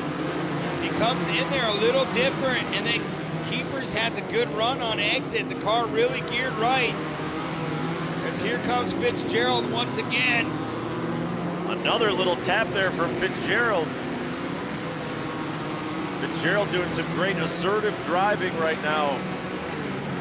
Trying to put some pressure on Keepers. Here comes Fitz again. He's going to try to go outside, inside. Fitzgerald, he's going to have a little bit of a run here on exit. We'll see if Keepers can keep that spot alive. But watch this. Watch coming into turn number 1. He butts right up on the rear of that car. White flag is out. We're on the final lap here in 1600, Buggy. Keepers holding the point right now over Fitzgerald. Again, everybody staying to the right-hand side of the split lane. Shane, do you get aggressive here? I mean, you want to win. They both are out here and they want to take that first place spot, but they're both good, clean drivers. So Fitz is going to try to make a little contact. Hey, just give him a little love tap. Again, we call that assertive driving. It wasn't overly aggressive, just, again, trying to force a mistake out of Keepers. Fitzgerald is not the guy who's going to spin Keepers or force him off the race line. He's just trying to make that mistake, trying to force the critical mistake here in the final turns. Yeah, he's trying to shake him up a little bit, but Keepers is doing a fine job. Watch Fitzgerald. There's no holds bar here. You have to go for it. You're in second. There's no time left. More contact, and it looks like it's going to cost Fitzgerald. Cost him some momentum there. Tony Keepers will take the win here in round number 7. His second win of the year here at 1600. Then it's Fitzgerald. Booth on the podium in 3rd. Wow, what Parsons a run. 4th. Yeah, terrific race there. Parsons, though, I mean, my eye was on him at the mandatory. He was really, really quick, showing one of the fastest guys on the track. Super stock truck green flag about to fly. Sportsman heavy metal underway here at Dirt City Motorplex. And Trey Beauchamp looks like he's going to hold the point down into turn 1, but he pushes wide. Here comes Ben Holcher and Nick Bing, and they run out of room down on the inside. That's going to let Visser get away here in the early going. They're side by side in one lane of the split lane. That's Holcher and Cooper. Yeah, here comes Joey Machosik now to the bottom, moving up quite a few spots early. There's Trey Beauchamp now going the inside of Visser. There's Braden Beauchamp, Ben Holcher coming through our screen. See how rough the track is even early in these first few laps. Going into the back section, there's Nick Bing. Back up front, that's Nick Visser. Look how clean the front of that truck is. Yeah, good start. Visser got the lucky pill draw and started on the front row and already able to run away a little bit here, about 4 truck lengths back to Trey Beauchamp. So you can see these trucks just digging. You know, these are 4,000-pound trucks, rear-wheel drive, just digging for any kind of traction as they come up and out of turn 5 down at the bottom of the hill. Yeah, Machosik running that inside line. Look at Bing trying to square his turn away. And look at Trey Beauchamp, something already broke in the left front. They having some issues with that suspension early this season, so. Yeah, and all the trucks right behind him, they must not know that he's broken because they followed him into the same line through the split lane. Almost going 3 wide. Man, Cooper had to back out of it a little bit. He was kind of stuck in the middle. Beauchamp still trying to keep the pace here. Still 3 wide. Man, Cooper is having all kinds of problems getting around Trey Beauchamp, finally able to get clear. But up front, it's the Chevrolet number 880, Nick Visser. Yeah, Visser, clean air out front, trying to run away and hide. There's a glimpse of the roof of Joey Machosik, Nick Bing, and Kyle Cooper. Here comes Ben Holcher to that inside. Here comes Braden Beauchamp now. Trey Beauchamp trying to limp his way around as maybe an upper A-arm starting to come apart on that 802. Now Machosik trying to hunt down our leader, and look at that gap already for Visser. Really comfortable out in this lead. Yeah, Visser got into clean air early on. It's really paying off for him. Machosik in second, like we said, he's your points leader by a pretty considerable margin.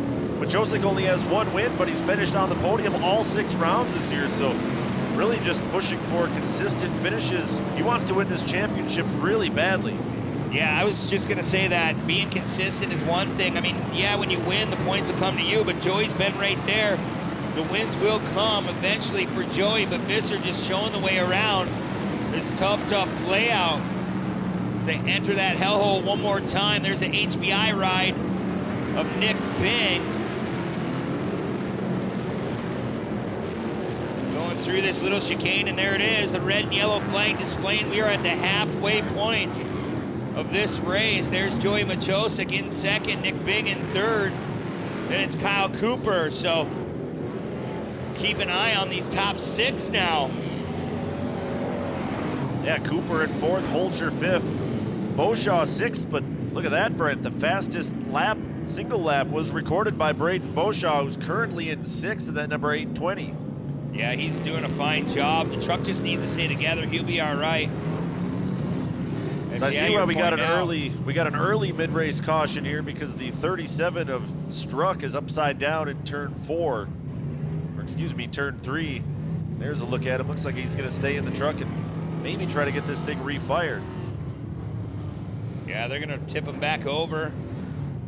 He's going to wait for that oil to get back down in that motor. You see a lot of smoke. You don't want to fire it up too soon.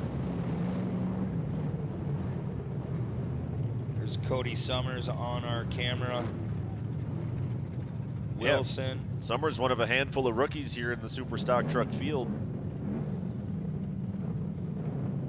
There's the Parsons Chevrolet, the 880 of Nick Visser. Just spotless, so fast. Spotless, hardly any dirt on the truck at all. That's what happens when you start on the front row and get a great jump. Ooh, that truck is definitely torn up. So we're gonna take another look at this one. Watch right in the middle of your screen. Gonna catch a rut, go upside down and kind of parallel and set it back down. Yeah, that's one of those ruts that you talk about that will develop as these races go on into our afternoon here at Dirt City Motorplex. But now the track is all clear, so we'll get back to our yellow flag condition, and they are doing a Delaware-style restart. So this was something that was talked about this morning a little bit. Yeah, the drivers themselves, they said, we want to do a Delaware-style restart.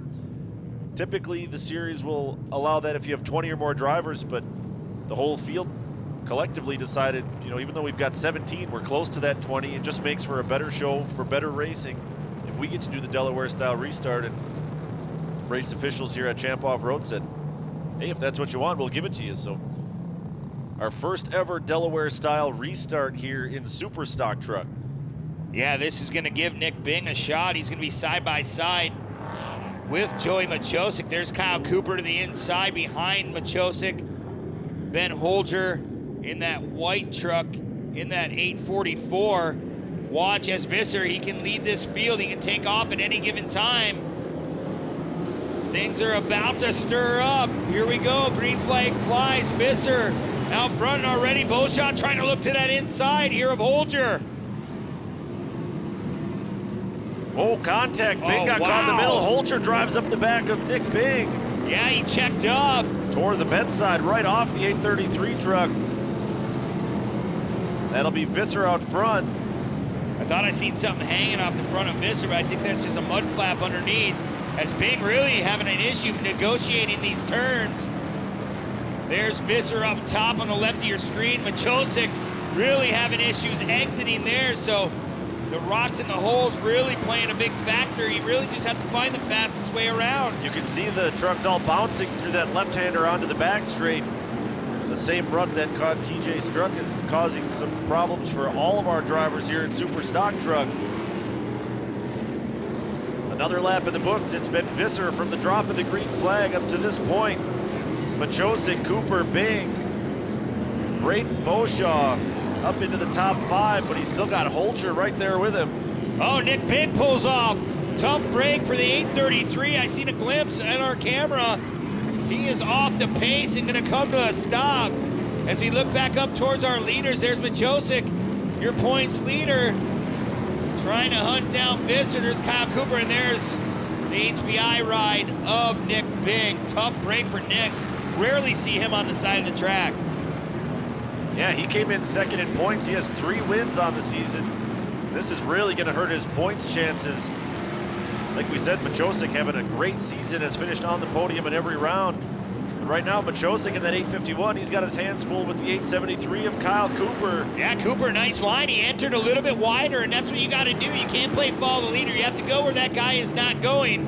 And he's all over the back door of Machosik. Here we go back into turn number 1. Cooper really starting to be aggressive here late in the race.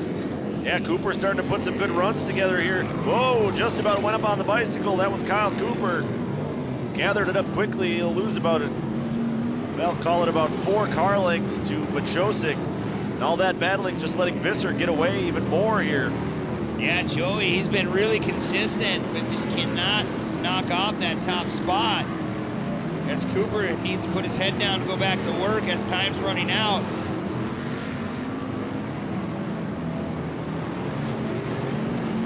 Top 3 pretty well spread out at this point. Well, Cooper putting a run together once again, though.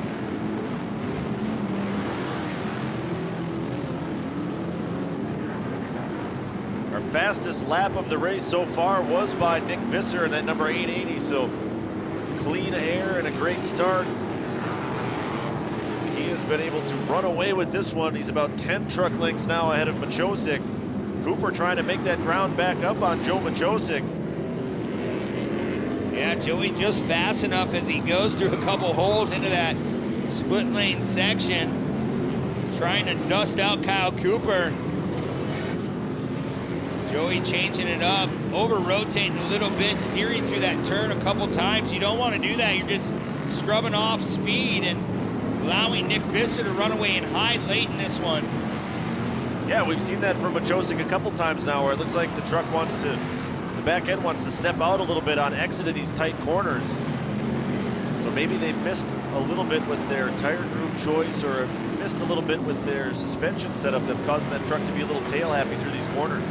Right, yeah, it's really hard. I mean, we run here a couple times, but I mean, these guys came in and it was rough, and the track crew's done a phenomenal job putting it back together. They've been working in between each race, trying to give each class a good race track, and shows it going around the long way. As there's Visser still holding on. Yeah, Visser trying to hunt down his second win of the 2021 season. He came in with high hopes that he could repeat as champion, but finished 12th and 13th in the first 2 rounds back in Anigo.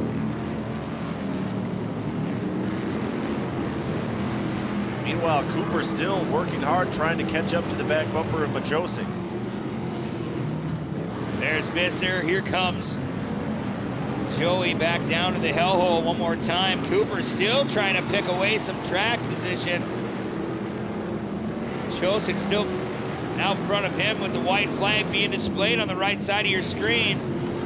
So 1 lap to go for last year's points champ, the 880 of Nick Visser. Parsons Chevrolet on board, trying to get that Chevy to that checkered flag first. As now look at our screen, Kyle Cooper with the fastest lap. Yeah, there's a little bit of smoke coming out the 851, actually a lot of steam coming out the 851, so overheating might be an issue here. We're on the final lap. We'll see if that 851 of Machosik can hold together. Yeah, it's hard to see where the smoke's coming from. It's coming from the front part of the truck, maybe a transmission going away. Yeah, it's kind of coming from everywhere, it sort of looks like, at least from our point of view. But they're down into the last corner for the final time. Yeah, Nick Visser looking at the checkered flag. He's going to do it in round 7. Parsons Chevrolet going to take the win. Then it's going to go Machosik, Kyle Cooper, your top 3. Then finishing in 4th, the young Braden Boshaw with another good run. Ben Holcher across the line in 5th. Great day for the number 880 and Nick Visser, though. Pretty much a flag-to-flag win here in round 7 of Super.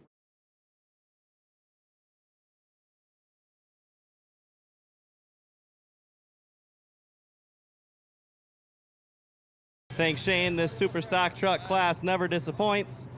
Getting some pictures snapped here. Then we'll grab our 3rd place finisher, Kyle Cooper. Kyle, there was a lot going on in that race. I'm sure you felt like you saw blood in the water when Joey started smoking there at the end. Yeah, I did. We had a really good race. The top 3, we were so evenly matched that it was going to require a mistake to make any moves. And I saw Joey start smoking with 2 laps to go. And usually when you're behind a truck and you see him smoking, you try to smell it. But I was too busy to smell. I mean, that was that required everything I had, and I just couldn't quite run those guys down. So we'll go back, make a few adjustments for tomorrow, and try and get them then. Who helped you get up here today, Kyle? I got to thank Jeep Super Shop, Mark from Dynamic, Classic Instruments, Accurate Transmission, Wolverine Performance. I got the Steels out here this weekend watching me, so that's cool to get them out here. And then everyone watching at home, Alex, Matt, Christina, Brittany, Ashley. I got a whole bunch of people at home, so shout out to you guys, and hopefully you make it out here sooner rather than later. Congratulations. That's Kyle Cooper, our 3rd place finisher today in the super stock trucks. Coming in 2nd place, Joey Machosik. Joey, seems like I get to talk to you about every round, and your points lead building up here shows it. Yeah, got a little warm there at the end. I knew Kyle was coming. I knew the temp gauges were a little pegged out already. I thought it was going to be 1 less lap. But yeah, no, it was a fun race. The track was pretty good.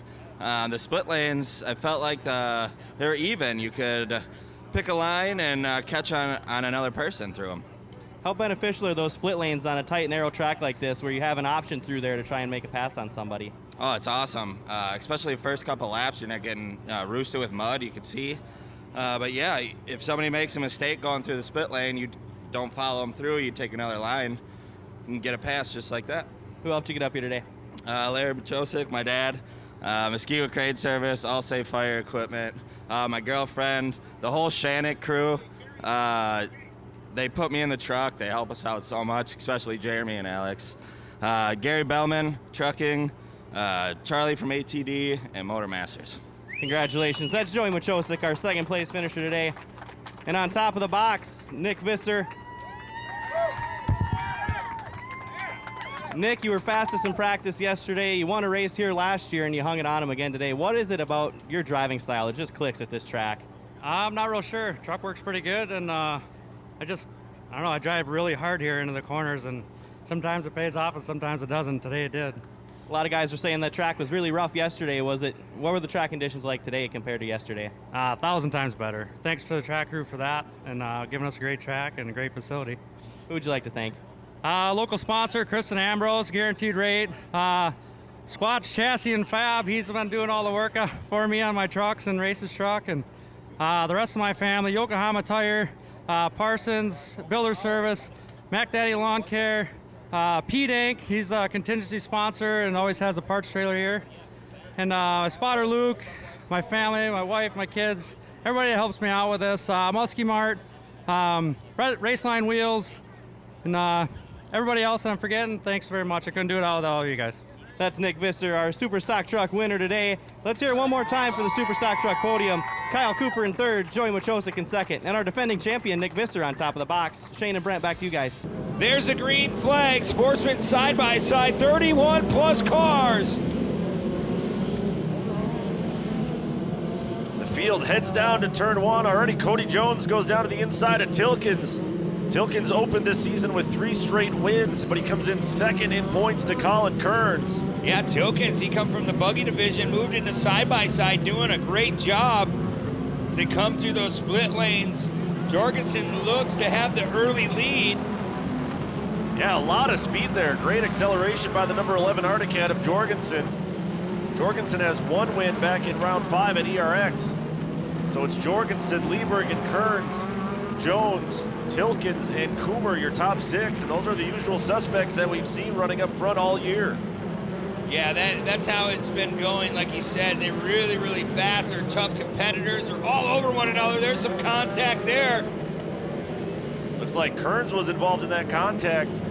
Kearns and Jones, with Jones making a physical pass there. So Cody Jones, the number 57, now up into the 3rd spot, trying to hunt down the 36 of Lieberg. Yeah, you're right. That was Kearns in that 10 car trying to work his way around, now making that pass stick going into the split lanes.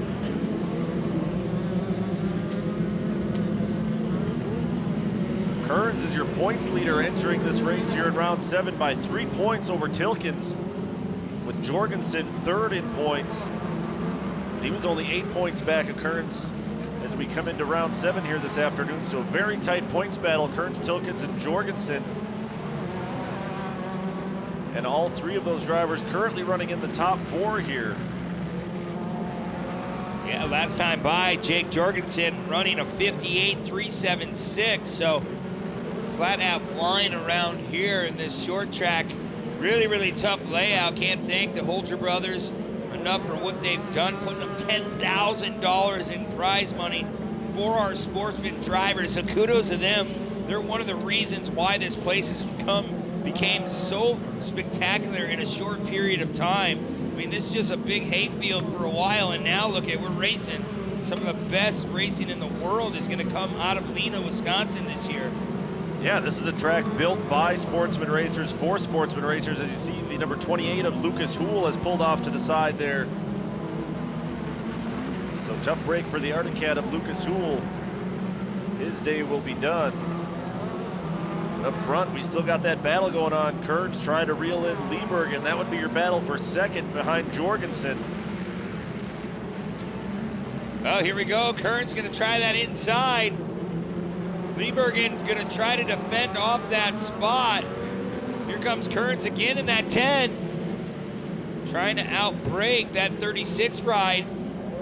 See coming into this split lane section again. Both of them up on the bicycle.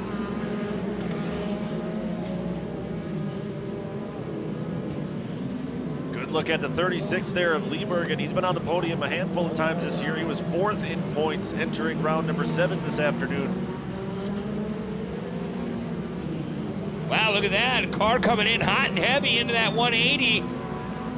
Looks like Tilkins once again, really trying to put the pressure on. Remember, these are timed races here in round 7 and 8 again. So when the time clock runs under a minute at any given time, we can get the white flag. So time will definitely start running down here. And look at that, Kearns making a nice pass, textbook. Liebergen pushed a little bit wide there in turn 5, and that let Kearns get up into second place. And we have reached the mid-race competition yellow here. At the halfway, it's Jorgensen, Kearns, Liebergen, Tilkens, Jones, Coomer, DeGrand, Brazy, Jaden, Scheidemann, Fisher, and Messenger. Yeah, this will shake things up. We'll get another shot at this. If you're running mid-pack, you made it in the top 5. You have a shot at that man right there in that Speedworks number 11. Jorgensen doing a phenomenal job just hitting his marks, hitting his lines. That Artie Cat's really, really fast. But now Kearns, he's going to have that nice look at this restart and maybe get a little bit of a jump on our leader. But it's up to our leader, Jake Jorgensen, to really pay attention to our flag guy. He can take off at any given time. As you see, we're still under a full course yellow. Wait for everyone to catch back up. And again, 31 cars, so well over that threshold of 20 cars. Means we'll be doing a Delaware-style restart. We haven't fully explained that yet. Basically, like you see there, the leader will be on the front row all by himself, and then everybody else stacks up 2 by 2 behind him. And whoever's in second decides which lane to take, and then they alternate from there on back. Yeah, it makes it fair. I know the super stock truck class, they really wanted that to be set in stone, and it worked well today. Here we go. Coming into that hellhole, it's going to be up to Jake Jorgensen to take off. Keep an eye on Kearns in that number 10 ride. 56.946. Last time by, a little contact. Kearns getting in to another competitor, man. I don't know what went on there. Yeah, we're back to green flag racing, but when they were still under yellow, Kearns and Liebergen were leaning on one another and bounced off each other a little bit. I'm not sure what happened there. Yeah, I don't know. We'll have to wait and see. Maybe there's some hot-headed drivers out there. We'll have to wait. As here comes Kearns now to that inside, trying to go back to work. He's got one up on the bicycle. Yeah, so Cody Jones shuffled his way up into the top 3, but here comes Sam Brazy in that number 19 car. Looking on the outside of Jones. It's a great run for Sam Brazy. Here comes Jorgensen again, off that little roller jump into the hellhole one more time. About 2.5 minutes to go in this one in the Sportsman side-by-side event. You're watching AMSOIL Championship Off-Road. This is round 7. We just reached the halfway point of our season. It's like we've got a local yellow down there in turn 1. Oh yeah, you can see there. Couple cars involved down there, stuck together. I believe that's Jared Jaden in the number 26, and I could not see the number plate on the other car. But only a local yellow, so we're mostly green flag racing here in the later stages of the Power Sports 1 Sportsman side-by-side race here in round 7. Still Jorgensen, Kearns, Jones. And Brazy went up on the bicycle. He's going to fall back a couple spots. That's going to move Tilkens back up into 4th. Liebergen, after that weird incident coming to the restart, has shuffled all the way back to 5th. Yeah, it's just trying to keep into the top 5 and trying to hold on to that spot. A good run. When you have 31 cars, you can be in the top 5. That's not a bad day, but still they want to win at every given time. As you see our top 3 still staying within one another, as Kearns trying everything different lap after lap, gets a little crossed up, costing him a little bit of track.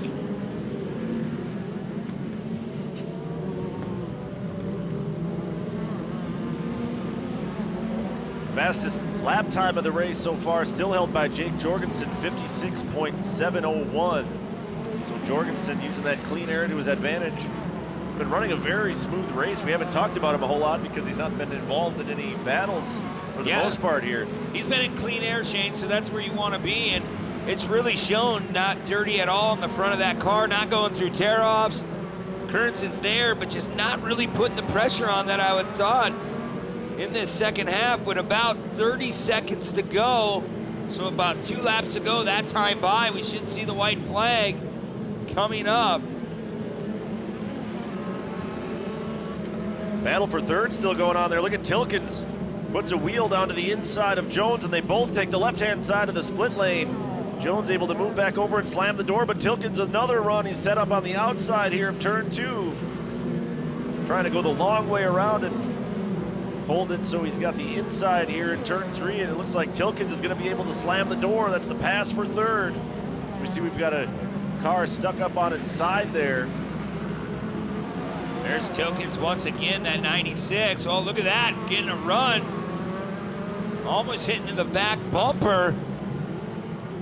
As they go back into the hellhole, once again, there's a big tractor tires just missing them on their left. And they fly out of that hellhole as we get the white flag that time by Jake Jorgensen.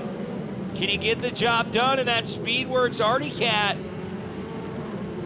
Trying to cruise to a flag-to-flag victory here in round 7 of Sportsman side-by-side. No pressure from behind. He's about 20 car lengths ahead of Colin Kearns. Jones and Tilkins still doing battle. That would be for third place. Tilkins again, we saw a glimpse there, was looking down to the inside of Jones. Tilkins has the run. He's set up outside. Tried making this pass stick here on the previous lap, and again, he's not able to make it happen. Jorgensen still in control on cruise control here out front. Trying to pick up win number 2 in the 2021 season. Well, here we go. He's going to be looking at the checkered flag, Shane. Round number 7 winner, Jake Jorgensen in that number 11 Speedworks Artie Cat. Kearns across the line second, and Tilkins able to get around Jones for third. Just sneaking that one away. He worked on that pass for a while there in the second half. Yeah, finally got the mistake that he needed there out of Jones. So Tilkins third, Jones fourth, Liebergen will round out the top 5. There's our finishing order. The Sportsman side-by-side, Jorgensen, Kearns, Tilkins, Jones, Messenger, and Blemke. Your top. Thanks, Shane. There sure was a lot of great action behind him. One of those awesome battles came from our third place finisher, Derek Tilkins. Derek, you were able to get around Cody Jones for the third spot on that last lap. Walk me through the pass to get on the podium. Yeah, there was a, hey buddy, it was a little, I thought, dirty driving, and then he passed me under caution, so that little fighter under my ass, so there was no way I wasn't going to get by him. So it just sent it down in the back, and she got on 2 wheels, but it just kept biting, so we got by. You opened the season with 3 victories, but then it's kind of been a little bit of a struggle getting back to the podium after that. It's got to be good to be back on top, on the box. Yeah, I thought coming out, I'd have catching up to do, but I started out strong, and everybody else is getting better and better and better, so we got some work to do. Who helped you get up here today? Oh, I gotta think Hilltop Woodworking, the Noble Enterprises, Strayer Motorsports, Stephanie at Globe Life, Kristen Ambrose at Guaranteed Rate, Madco, Barry, all my friends and family, thanks. Congratulations. That's Derek Tilkins, our third place finisher. Coming in second place today, Colin Kearns. Colin, it seems like these last couple weekends, it's been you and Jake back and forth in these 1 and 2 spots. How has it been battling with him here the last few events? Yeah, it's been great battling with him. Unfortunately, I didn't get up to him this weekend. He was too fast. I couldn't catch him, but hopefully we have something for him tomorrow. Talk about battling behind Jake for that second spot throughout the race. You had to make some passes to get up to that number 2 spot. Yeah, I started 4th, and I had no power steering the first half of the race, so I was just fighting the wheel steady, just trying to maintain a top 5 because I wanted to keep my points lead. And then halfway through, I lost brakes, so I was just fighting the car and just trying to hold my spot. And I seen those guys in my mirror battling, and I did not want to be any part of that. Who would you like to thank for getting you up here today? I got to thank my mom and dad, my girlfriend Katie, the Shock Tech Racing, the whole Parsons family, everything they do for me. B&B Off-Road, Ben from B&B Off-Road doing pit for me today. Just everyone else. Katie's family is here. Her mom and dad are here supporting me. The Heschkes, Eric and Amanda, they're here always helping me out. So it's great to see everyone. And, my buddy Logan came today because we're close to home. And then just all the support at home. I got Bartow Builders there backing me, Gittner Concrete, Bricks, Sports Bar in Manitowoc. Just everyone is just awesome. Congratulations. That's Colin Kearns, our second place finisher. And on top of the box today, Jake Jorgensen. Jake, you've been getting on a little bit of a roll here lately. This is your second win in the last 3 races. What are you finding? How are you finding the speed? I think I just had to get that first one out of the way, honestly. It was eluding me for a little bit, and I knew as soon as I knew what it took to run the pace I needed to run, and I knew they'd start coming. We're putting in a lot of hard work, and eventually it's going to pay off. So it was a flag-to-flag win for you today. Talk about what clicked with your car and your driving on this track today. Yeah, I felt really fast here. Just haven't had the runs we wanted to run. Ran back here in the spring and picked up a lot of speed. Yesterday in practice, the track wasn't super ideal by the time we got out there, but just wanted to get a feel for it and save the car for today.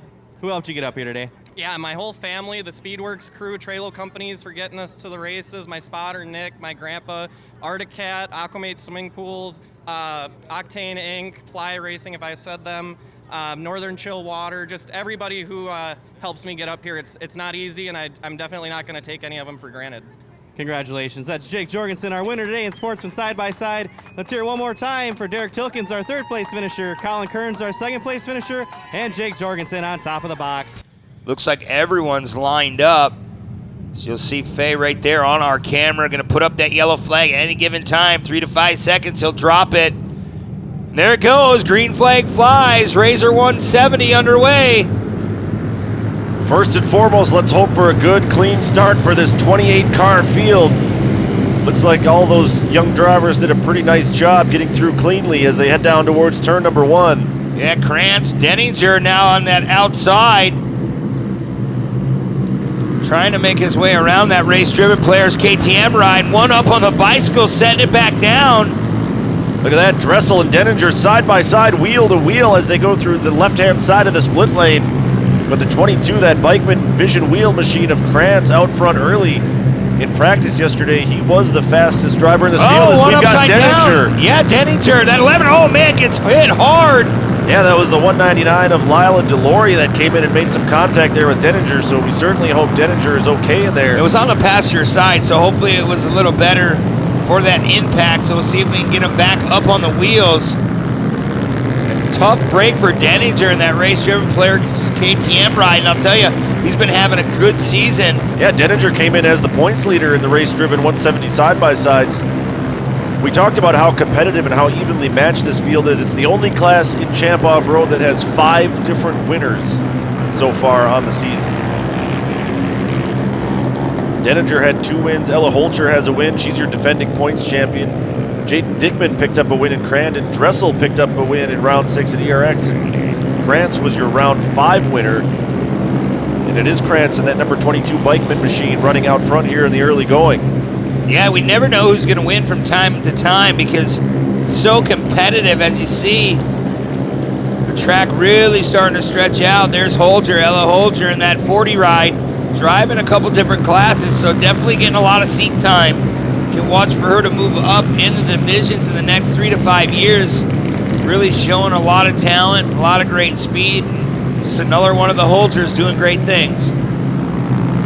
Yeah, Ella, one of a handful of third-generation race car drivers from the Holcher family that will be on the track here this weekend.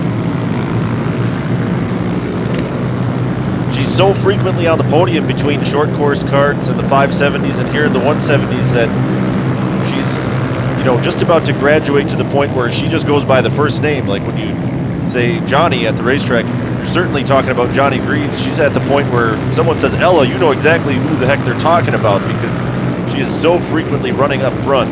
Yeah, that's absolutely correct. She's really, really well known around the off-road community. She's doing what she needs to do. As you look back, Dressel and Olsen in the mix as well. That's the battle for 3rd and 4th with Maddie Winnestorfer running in the top 5. We have seen Winnestorfer on the podium this year as well. It looks like we've got another truck upside down in turn number 2, the right-hander in the middle of the course, the number 96 of Jack Betts. So there's a local yellow out there as our field winds its way down through turn number 1. Going by those tractor tires, just missing them to that inside, all of them going to that outside section here in the split lanes. That is going to get so interesting later on in the truck races. who's going to pick what side. Kyle Kleiman was up here for a little bit, and I was asking him, where do you go? He's like, well, if I start on the outside, start 8th, maybe I'll just stick to that outside. But he's like, I don't know. When there's 18 Pro 2s, you go wherever there's room, and that's about all the only choice you really have as a driver. Well, absolutely, yeah. It's going to get tight, but that's what we're here to see. Battle for 4th and 5th continues to rage on here. Actually, 3rd, 4th, and 5th running just about nose to tail. It is Dressel in 3rd. Maddie Winnestorfer has gotten around Olsen in that number 20 car. That's the battle for 4th and 5th, but Olsen comes charging back on the outside. Yeah, look at Olsen going the long way around. Terrific run there by the 20 of Olsen. He's from Lindstrom, Minnesota, that number 20. And he washed out a little bit there out into the soft stuff. That's going to let Winnestorfer, that number 52, get back around. Yeah, Dressel losing a spot here coming up if he doesn't watch his back door. Dressel going to run that 36 as hard as he can in this 180. As all these cars really even. There's Ella Holger still holding on to that position with about 2.5 minutes to go in this Razor 170 race. And that means when the clock gets around a minute to go, we have less than 2 laps. So timed races are definitely a change here this season, but a lot of guys like it, some hate it, you know, but everyone has to do it. Oh, Ella Holger goes up on the bicycle. Yeah, there was some contact there with Dressel in turn 2, that right-hander on the infield. Good save there by Ella, but that's going to let Maddie Winnestorfer go all the way up into 2nd place now. So we'll reset the order. Krantz is way out front. He is checked out on the rest of the field. Then it is Winnestorfer, Ella Holger, Wyatt Olsen, Dressel, Wassenberg, Hughes, and all the rest on back through the field. That shows you that the amount of seat time that Ella Holger has gotten over the last couple of years, and especially now racing 3 classes, she knew exactly what to do. She didn't panic when she went up on the bicycle, just made the save, set the car back down, and get back to business. Yeah, very comfortable as we look as they come on the front straightaway one more time. Green flag still out, about a minute to go that time by. There's Ella in that red plate, number 40, last year's points champion, trying to defend off Wyatt Olsen in that 20 ride. There goes Olsen to the inside, trying to make that pass stick. Can't get the job done. Ella hold on to that spot for now. Going through the split lanes, back into the infield. Another good look at Maddie Winnestorfer in that Tom Hoffman Trucking number 52, Razor 170 there. She's really been on the move in the last couple laps. Cashed in on some misfortune there between Dressel and Ella. Was able to go from 4th to 2nd in 1 corner. As we look again at the battle for 3rd, that's Ella Holger holding off the number 20 of Olsen.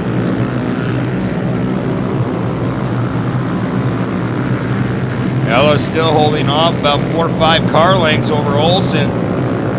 Coming back through. Going over the roller jump. 1 lap to go that time by for Cody Krantz. There he is, the number 22. All the wheels are up. Heading towards that checkered flag. Just checked out on the field. We haven't really talked much about him because he's been that far ahead. Yeah, absolutely laying down some strong laps, that number 22 of Krantz. Trying to pick up his 2nd win of the year. Make up some ground in that points chase. He came in 76 points back of Raymond Denninger, who had a 43-point lead over Ella and the rest of the field. But Denninger had that problem early on, wound up upside down. He did get back going. As far as I know, he's still on the lead lap, but he is well back in the field, so that's going to hurt his point standings. Yeah, Krantz getting around some slower traffic. Trying to bring that 22 to the checkered flag first here in Lena. Round number 7. Watching the Razor 170s just about done here. We're on the last lap. There goes Krantz again, around some more lap traffic. Staying really, really clean. Heading into the hellhole one last time, Shane. Yeah, he's been on cruise control. Started on that front row in our kind of modified land rush start here for the 170s at Dirt City Motorplex. Has not looked back once. Here's the checkered flag. Cody Krantz takes the win here in round 7 in dominating fashion. And it is a considerable margin back to the rest of our field. Krantz is going to be hanging out on the podium already by the time the rest of the field comes to the finish line.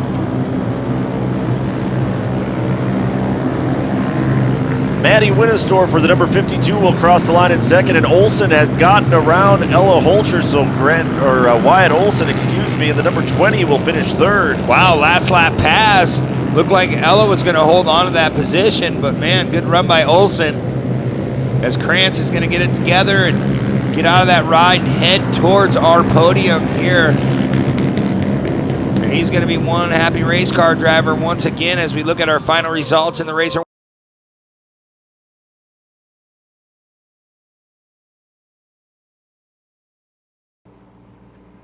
Wyatt, how was your race, buddy? Good.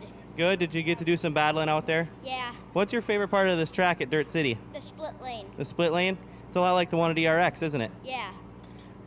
What's different about this track than a track like ERX? Longer. Longer? Do you like longer, or do you like those shorter tracks? Shorter. You like the shorter tracks? Who would you like to thank, buddy? My mom and dad, Bridging Hopes, Casey, Waldock Crafts, Olsen Power, Hair Bar, Establish. That's it? All right, congratulations, buddy. That's Wyatt Olsen, our third place finisher today. Coming in second, Madison Winnestorfer. Madison, how was it out there today? Good. How was the track? Good. Bumpy. Bumpy? Was it a little bit less bumpy than yesterday? Not really. No, it's about the same? Mm-hmm. What's your favorite part about this track? The finish line. Finish line? Do you like that tabletop jump? Yeah. Did you get to have some fun battles out there with some people today? Yeah. Who helped you get up here? My grandpa, my grandma, my mom, my stepdad, Tom Hoffman Trucking, Jim, and that's all. Congratulations. That's Madison Winnestorfer, our second place finisher. And on top of the box again today, he's getting used to finishing first in this 170 class, Cody Krantz. Cody, you went out and checked out. Was your car fast today? Yeah. Yeah? Were some of those lappers tough to get around? Yeah. Yeah. How was the track? Was the track kind of rough yesterday in practice? Yeah. Was it any better today, or was it still pretty rough? It was still pretty rough. Still pretty rough. What's your favorite part about this track? The split lane. The split lane, just like ERX, right? Yep. Who helped you get up here today? My mom and dad, Jesse and Jason, all my crew, and Bikeman, Fox Shocks, MRT, Razor, Kicker, Torque Link, Blown Concepts, Vision, and all my other sponsors that I forgot. Congratulations. That's Cody Krantz. Let's hear it one more time for all of our 170 side-by-side podium finishers. Wyatt Olsen in third, Madison Winnestorfer in second, and Cody Krantz on top of the box. Shane and Brent, back to you guys. Yeah, we'll see how this one shakes out. Here comes Johnson to the inside already, launching over that tabletop, trying to take over that second place spot. Whoa, hell, Ella Holger getting really, really wide, losing a spot or two. Yeah, Johnson just kind of forced his way into that battle and pushed Ella way out to the outside. Now Johnson looks down to the inside of Nordrum. Looks like Braun able to get around Nordrum as well, so your battle for the lead now is Johnson and Braun. As they head into turn 3 onto our back stretch. Braun going to the outside, trying to carry that momentum. He does have a little bit of a run here on Johnson. They're still side by side as they head for turn 4.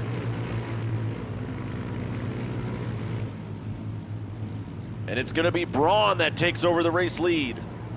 Yeah, Braun now going into the hellhole. Gonna try to click off one lap here in Lena, Wisconsin. There's Johnson, Andy Johnson in that 13.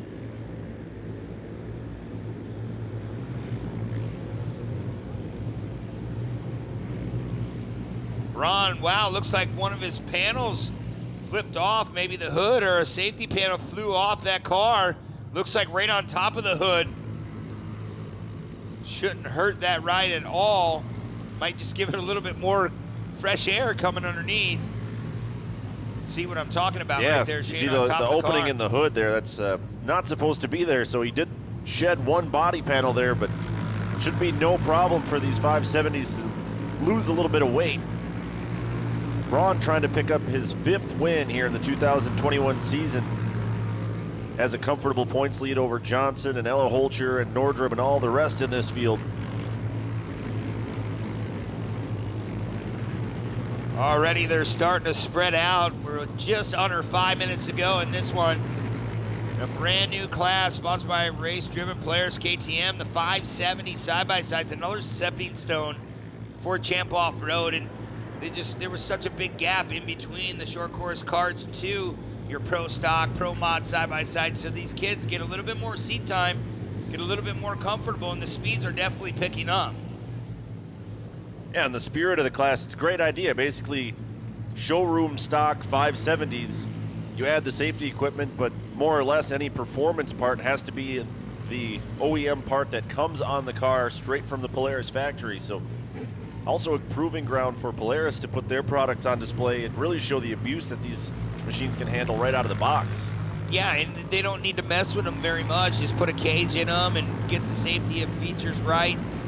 And that's what we need to see. You see a very competitive race and you keep all the cars pretty much equal. It comes down to being the good driver and teaching these kids to drive at a young age. Can't imagine what they're going to look like in the next 3 to 5 years. Chase Braun continues to lead here in the number 7 Auto Pro HBI Pro Car machine as he goes down into turn 5. About to complete another lap here at Dirt City Motorplex. The 44 of Colin Peitel is up into 2nd place, with Andy Johnson falling back a spot to 3rd. Or check that, it'll be Nordrum in 3rd. Johnson all the way back to 6th, so wow, trouble on that spots. previous lap there for Johnson. There's Chase Braun in that number 7 once again coming through the split lanes, picking that inside lane. Apexing that turn very, very nicely, trying not to chop off any speed. That number 7 ride, yeah, Andy Johnson now on our screen moved to 6, like you said, Shane, and he looked to be one to beat here early in the race, but falling back, making a couple little minor mistakes. There's Ella Holger in that number 40 once again.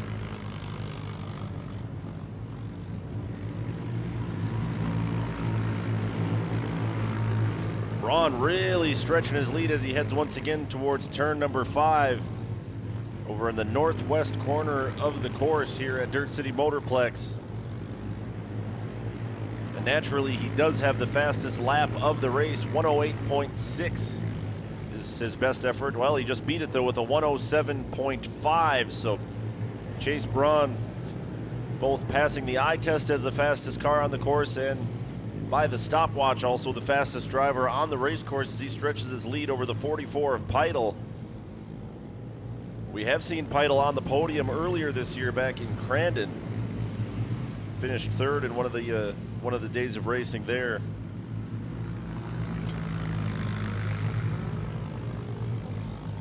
Nordrum currently in 3rd on the race course. He has 1 podium finish, and that was 1 round to go in round 6 at ERX. So Nordrum trying to string together some good runs here in the middle of this 2021 season.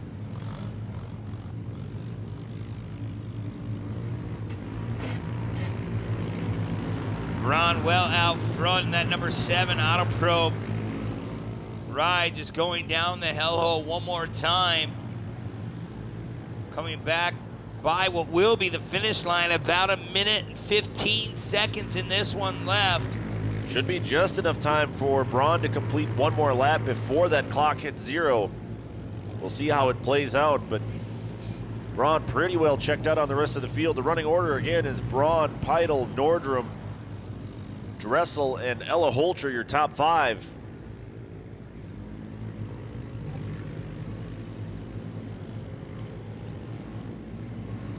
There's Braun again. Car really, really clean. He lost the top part of his hood, but doesn't seem to be affecting that ride. See that brake light coming on and off, entering those rough turns. Should be getting close to the last lap here. Chase came into this round 7 race with a 31-point lead over Andy Johnson and the rest of the field. Everybody else really tight in points there on back, but Braun stretching his points lead. Everything going well for that number 7 car this season. So I'm looking at the time clock. It looks like Braun is going to complete this lap before that clock hits 0. So we'll have 2 laps to go this time for the 570s. Again, this race presented by Race Driven Polaris KTM. Yeah, big things are in store for our next rounds. Round 9 and 10 at Bark River International Off-Road Raceway. You heard Courtney and Haley talking about what's going to go on. A lot of prize money to give out, not only the racers, the fans as well. It's my hometown track. Been going there for a long, long time. It was kind of a bummer with everything going on in the world. Last year we didn't get to go there because, man, one of the best tracks on the circuit. High flying action, elevation changes. We go short track, long track. Now we're short track again. We'll be back at a 1.5 mile facility. So like Shane said earlier, mark your calendars. 2 laps to go for Braun. Should be coming back into the hellhole and looking at that white flag this next time by. Yeah, Braun has been in control this entire race. Started on the second row, but made quick work of the field. There it is, white flag for Chase Braun. From just over the, just on the west side of 41 behind us here in O'Connell Falls. Yeah, he's ran a 107.425, so really in a league of his own coming through the split lanes. Track really packing in nicely. Can't thank the track crew enough, and as well as the Holger brothers, everything they've done to make this track what it is today. And it's just a stepping stone in our sport. We just keep on getting more and more racers, more and more fans, and people that want to make this sport better. And Don and Jeff Holger, they're just 2 nice guys, just love this sport to death. And if it wasn't for them, a lot of this wouldn't be going on this weekend. Yeah, and it's so important to have people that will strongly support sportsman racing and especially youth racing, because, I mean, this is a tired out cliche, but these kids are the future of off-road racing, and we need to make sure that they have a place to race that provides a good experience for them that will make them lifelong racers. As you see, the checkered flag comes out. Chase Braun takes the win here in round number 7 of the race-driven 570 side-by-sides. Strung together pretty much a perfect race. Takes home the big W. Colin Peitel will be second, Nordrum third, as Holcher finishes a lap down with some damage to the front end of that number 40 car. It looks like Ethan Dressel, the number 8, crossed the line in 4th, but nobody had anything for that man, Chase Braun.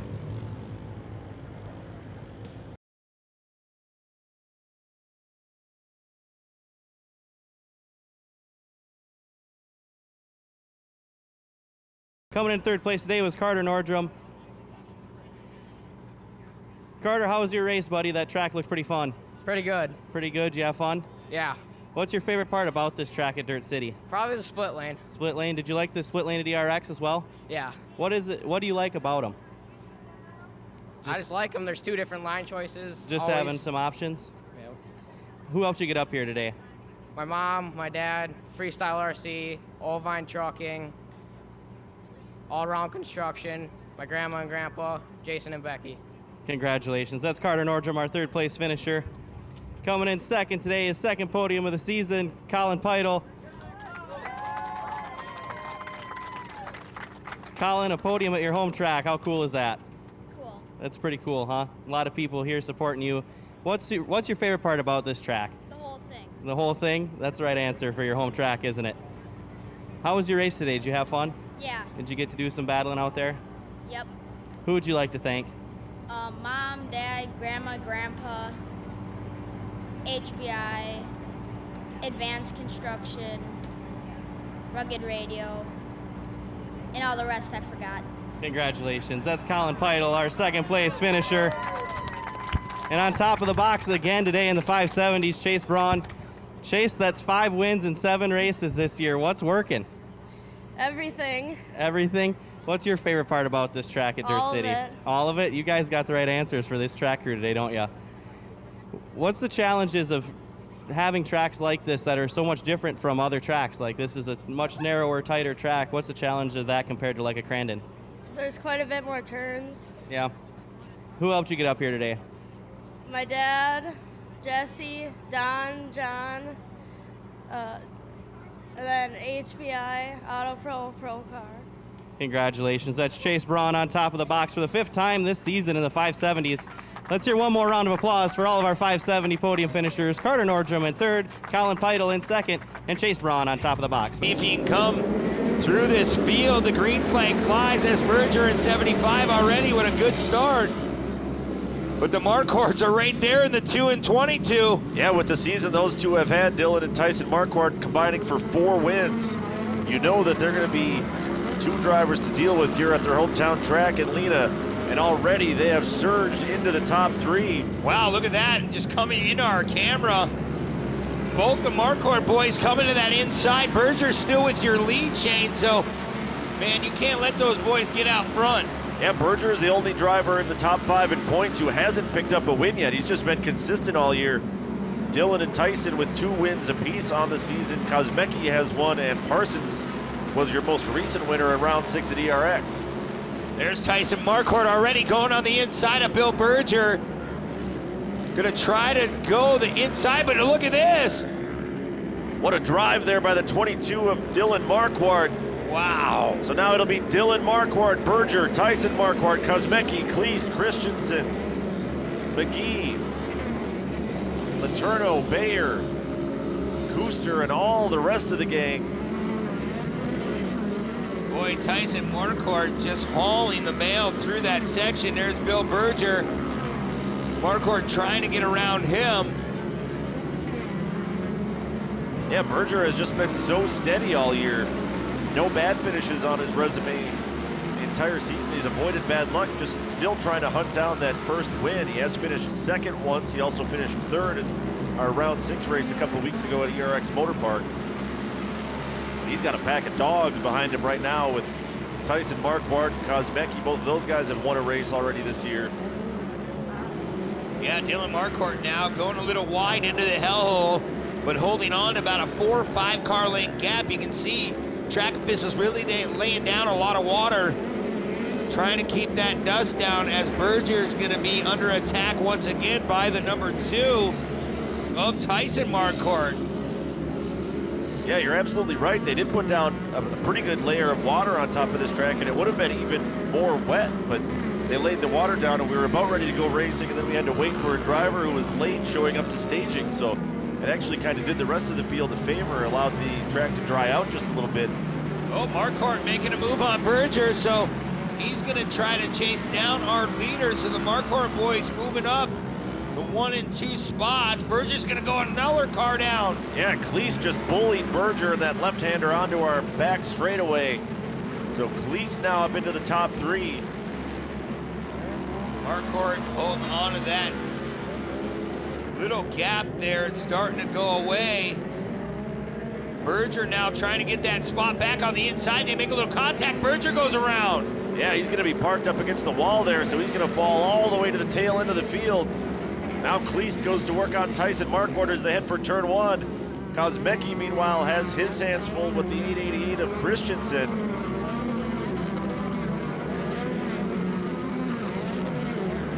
Tyson Marquardt doing a phenomenal job. There's Jake Kosmecki. You see there's a local yellow, or there was for a moment anyways. That's one of the Remeride cars, number 43 of Tyler Remeride. Both of those Remeride cars have had some bad luck this year, but they keep showing up all the way from Bennington, Nebraska. Yeah, that's a long tow. Seen a glimpse of Mike Caswell and the race-driven players. KTM ride trying to work his way up into the top 10. There's Marquardt trying to catch up to our leader. Going a little wide once again, Tyson. Trying to hold in that position as we come to that mandatory competition caution.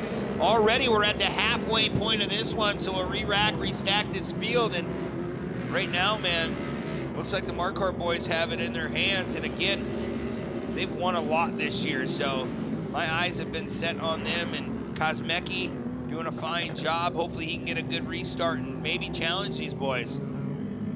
Yeah, Dylan Marquardt, that number 22, who is your leader here at the competition yellow.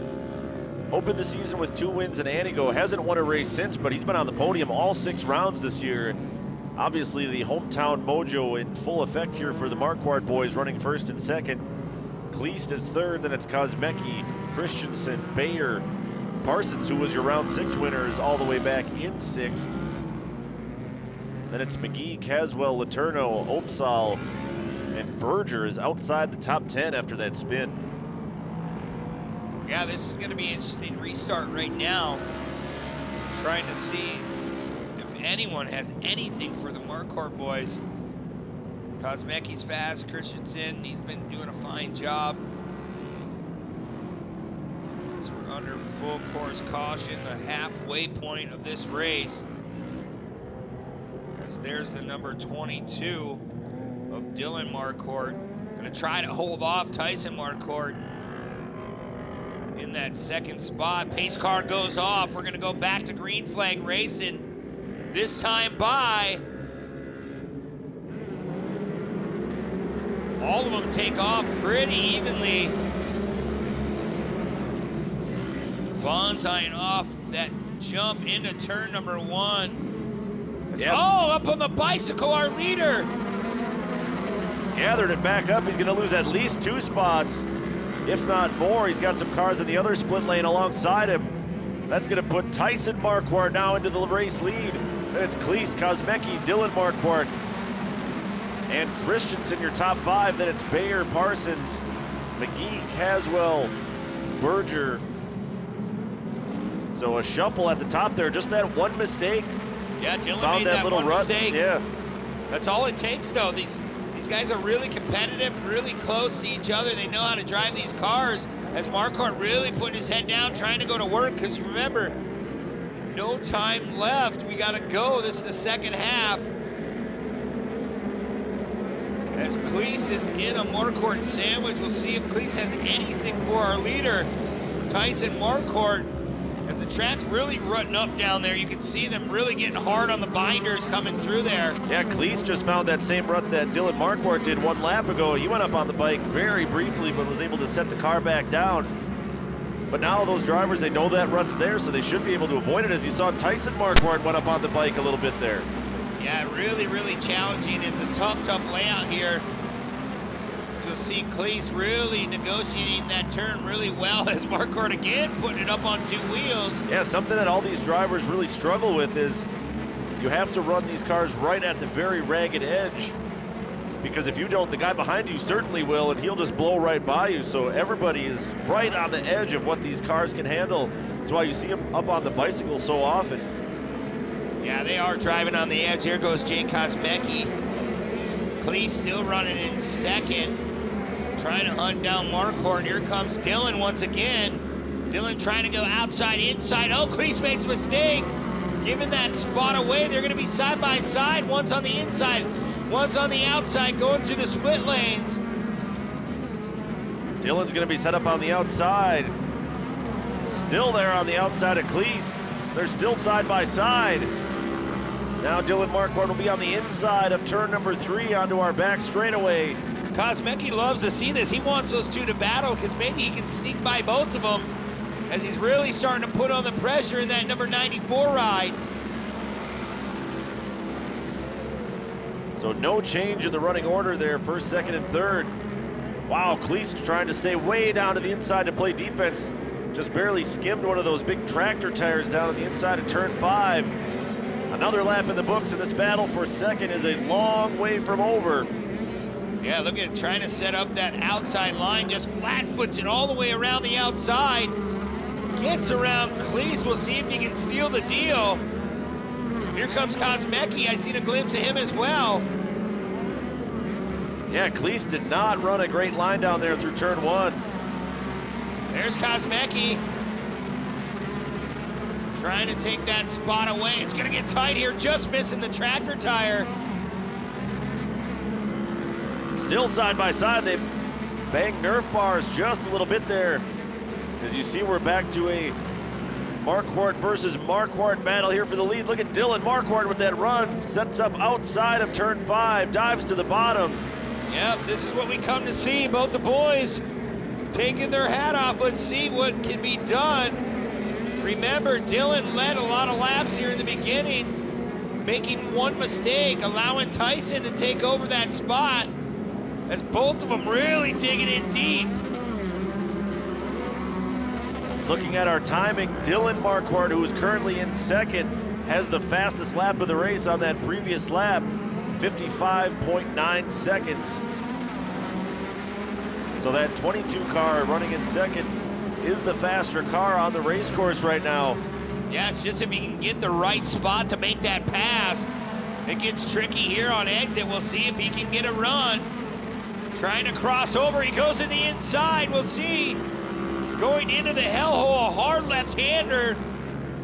Yeah, it looks like Dylan scrubbed a little bit too much speed there in turn 4.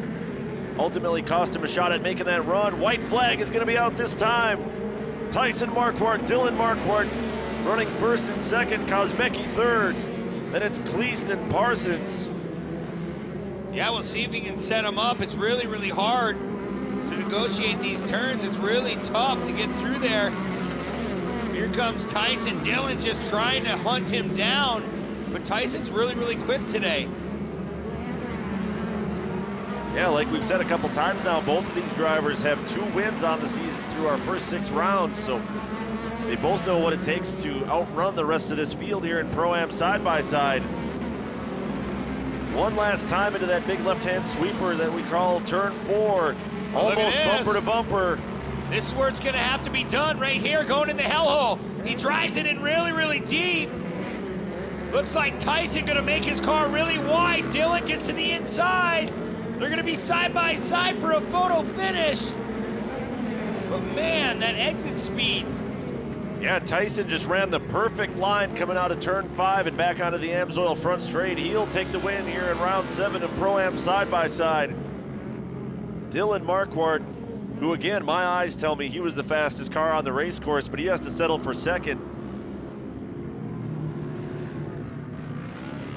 Boy, 2 very, very fast race cars and race car drivers as we look at our final result. We've got 3 pretty local drivers down here on the podium, some happy guys. Kick it off with third place, Jake Kosmecki.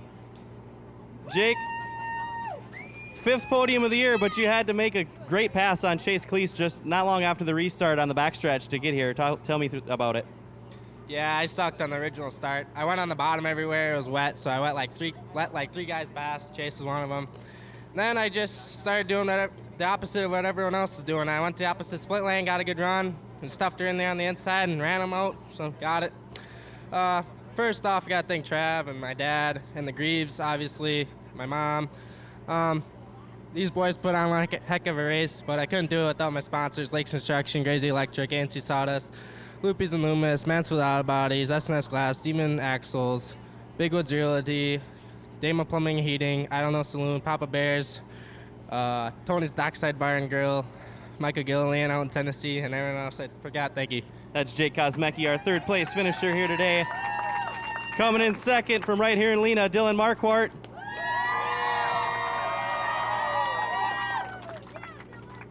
Dylan, you looked like you had the car to beat early and then made a mistake on the restart and got past all the cars that got around you except your brother.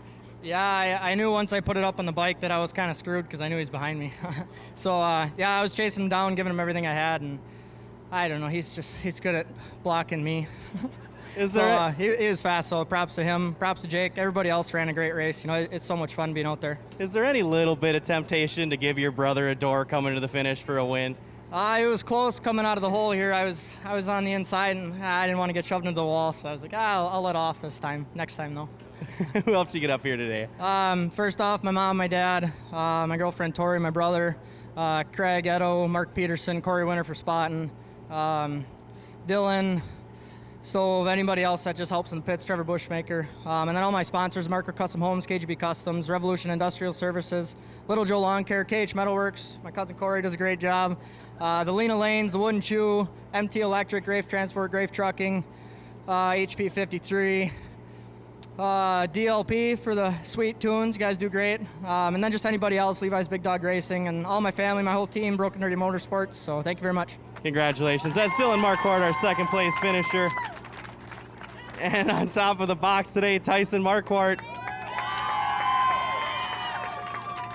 Tyson, what was going through your head when you saw your brother throw it up on the bike on that restart? I mean, I kind of felt bad at first because he was running such a good race, but I just looked past him. I was like, oh, sorry, bud. And then I just kind of went around and started to run away. So, what's it like when you got to protect a lead against your brother when you know how fast he is and has probably pretty equal equipment? How much pressure is it to hold him off? It's nerve-wracking to say the least. I mean, you never know what he's going to do.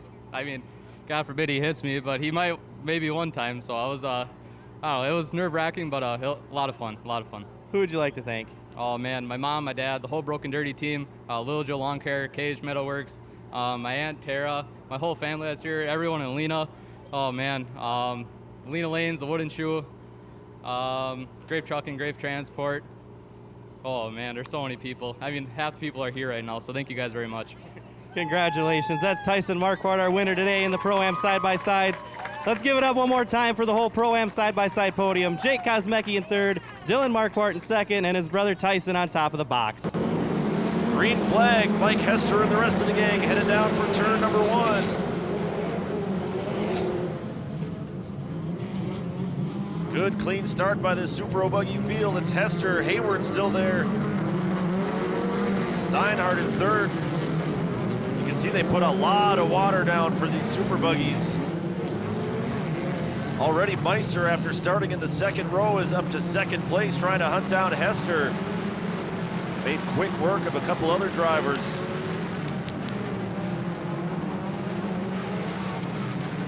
Everyone pretty well settled in at this point. So the early battle for the lead shaping up right now. It's Hester from Orlando, Florida, in the number 9, defending class champion.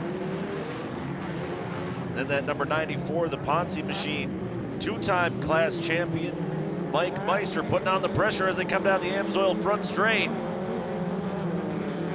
Hayward still third, then it's Steinhardt, Kirkham, Coran, Chris Vandenels, and Ryan Schwalbe.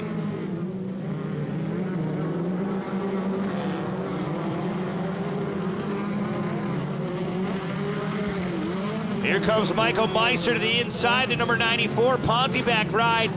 Gonna go into that right-hander. Here comes Mike Hester again to number 9. Remember, 100 career victories for Mike Hester, looking for 101. Hester bullied that spot back away from Meister there. What we like to call assertive driving by the number 9. Hester's been doing this a long time. He doesn't flinch, he does not back down, so he will lead another lap here in round 7 of Rod End Supply's Super Buggy. And our two leaders starting to open up that gap on the rest of the field. Kirkham has gotten up into third now. So we've lost Paul Hayward.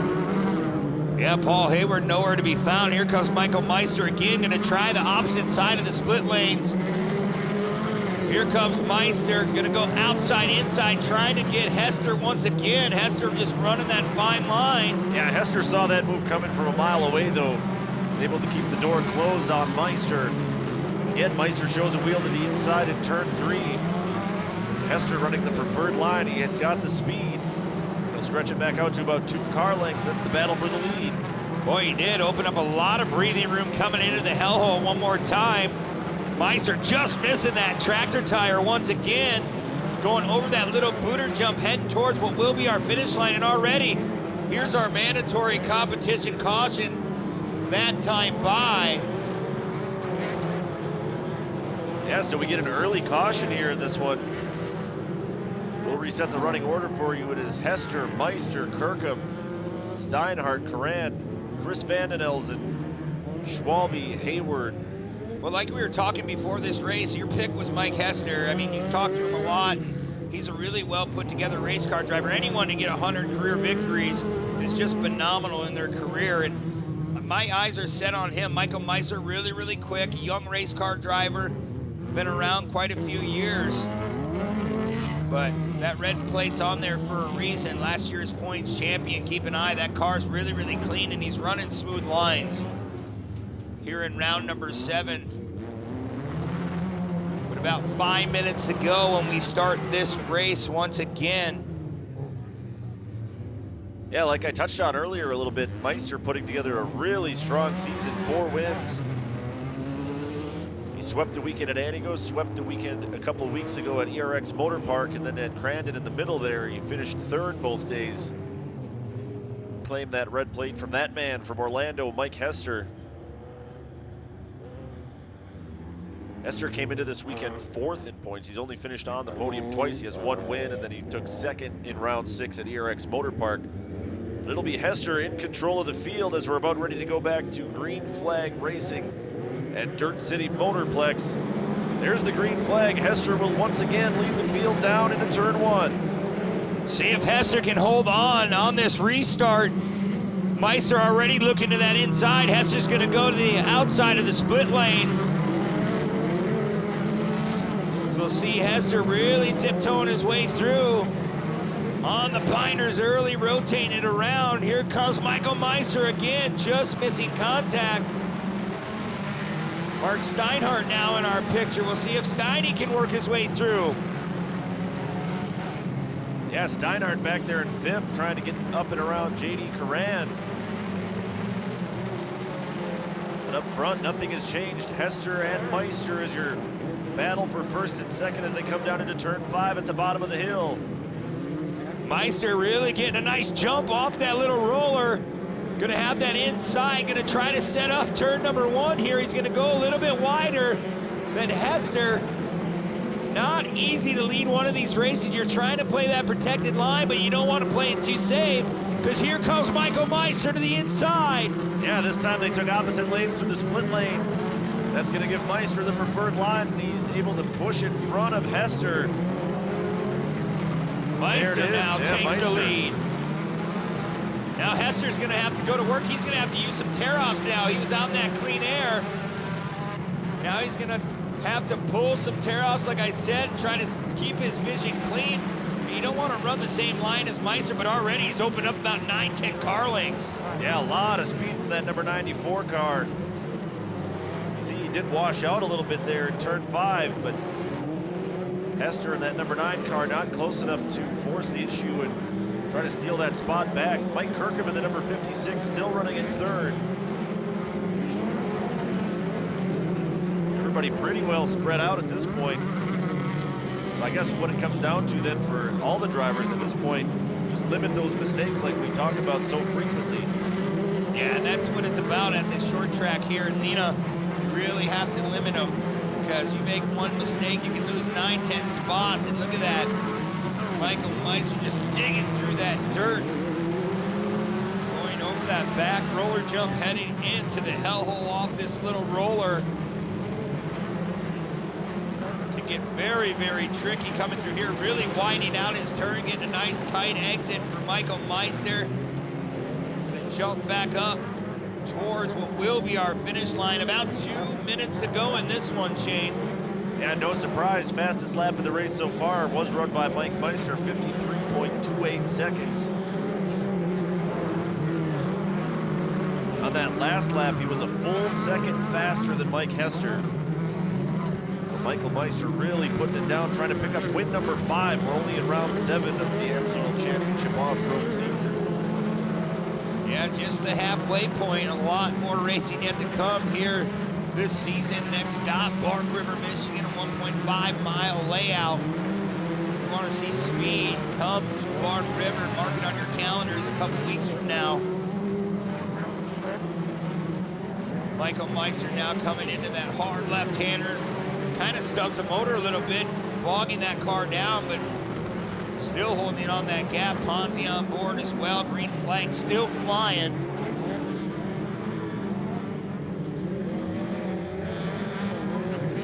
Yeah, about 45 seconds to go on our race clock before we'll see that white flag. So at this point, Meister is racing that clock. We might get 2 more laps, or we might see the white flag come out the next time by.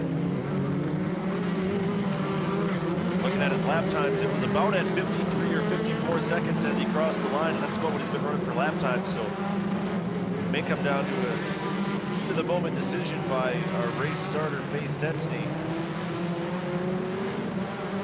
Michael Meister coming through that roller jump once again on the backside of the track. About 9 seconds to go. Looks like Faye's grabbing onto that white flag this time by, and yeah, he's going to display it. So one more time around this beautiful facility in Lena, Wisconsin. Can't thank Jeff Holger, Don Holger enough for helping put this event on. $10,000 in extra prize money going to the Sportsman this weekend. Meister coming through that infield one more time, finessing that throttle. Such a calm, cool, collected race car driver, always a smile on his face. And he's always been that way too. From the first time he jumped in the car, he came into off-road racing straight into this class. He basically was a winner from day one. Yeah, really he was put right it away. together really quickly. He got coached up a little bit by Mark Steinhardt, which obviously is an advantage to any buggy driver. Yeah, you really have to absorb as much information from Steinhardt as you can, and it's definitely paying off. The win this afternoon, round 7, will go to Michael Meister. Then it'll be Mike Hester with a good run in second. Third crossing the line. Kirkham and then It'll number be 56. Kirkham, yeah. Kirkham and then Steinhardt. Yeah, Steinhardt 4th, Coran 5th. That's a pretty good run for him. Coran's been working out some issues with a new car this year. Chris Vandenel's in 6th, Ryan Schwalbe 7th, Hayward will be 8th. Mike, third podium on the year with this new car for you. Starting to get it dialed in a little bit. Yeah, starting to get comfortable. Starting to hang with these fast guys. It's a lot of work, but having a lot of fun now. You looked like you had a pretty good battle going with Mark Steinhardt in the early parts of that race. Talk about battling with him. Yeah, I could hear him. He was knocking on my door, and was just able to hold him off. Feels good. Who helped you get up here today? Elite Restorations out of Green Bay. I want to thank Amsoil, Ray from Amsoil, USW, my wife, Yokohama Tire, Katie, Zach, Trent, my kids, everybody. Thanks for coming out. I appreciate it. Congratulations. That's Mike Kirkham, our third place finisher. Moving on over to second place, Mike Hester. Mike, you led some laps early there. Michael was able to get around you late in the race. Was there anything you could have done different to keep him behind you and hang on for the win? No, if I could have made my car about 3 or 4 feet wider, that might have helped, but I did as much as I could to keep him behind me for as long as I could. I knew, he's a hard charger, doesn't make mistakes. I had one bad entry to the split lane down there, and it's just enough, and I knew, I wasn't going to get back by him, and try to hang with him as long as I could, but that was all we had, man. You won a race at this track last year, back on the box this year. Something just clicked with your driving style on this racetrack? It's a great track to race on. It's a lot of fun. It's, you're pretty much wide open the whole time. You're just shifting from gear to gear. You brake hard in this one corner down here, but then you're on the gas the whole time. This track's been great to us. I mean, we've been on the podium every time we've raced here. We've got wins here at each of the races thus far, so we love this place. It's great. The crowds are great. The town of Lena's great. It's good. They do a great job with the track. We really enjoy racing here. Who helped you get up here today? I'd like to thank the whole crew, everybody that comes up here, Sloan's Automotive, JL Golding, Waterproofing, Precision Automotive. I got to thank the guys at Alumacraft for helping us up with the car, the guys at Redline Performance for building the engine. I got to say a special thanks to Beyond Redline out of Green Bay, Brandon and Luke. They did the tune job on the engine. It's been flawless ever since. Things got tons of power. Love it. Got to say a special thanks to JP Remington Fuels, helping us out with the VP fuel. So that's pretty much it. Thank you. Congratulations. That's Mike Hester, our second place finisher. And on top of the box today, Michael Meister, our points leader. Michael, talk about just stalking Mike there for the early part of the race and waiting for your chance and then finally taking the lead. Yeah, absolutely. I guess I made it easy on the top few people in points by just pulling a small invert compared to the last few rounds, so that worked out. Especially on the tight track and everything, it's really hard to make a pass. Luckily, we have that split lane, but yeah, I mean, all in all, I can't follow Mike into the split lane, otherwise, nothing can happen. So we just had to try, and we knew kind of that right lane was a little quicker, but I just had to make sure that entrance for it for the left side was a little better, and we were able to get it done, and we were going back and forth, and that was fun. A little wheel to wheel, but that's all good. I think you've only got one race weekend at this track in your career, and it was 2 years ago. Was there any getting used to out there this weekend between practice yesterday and the early parts of the race today?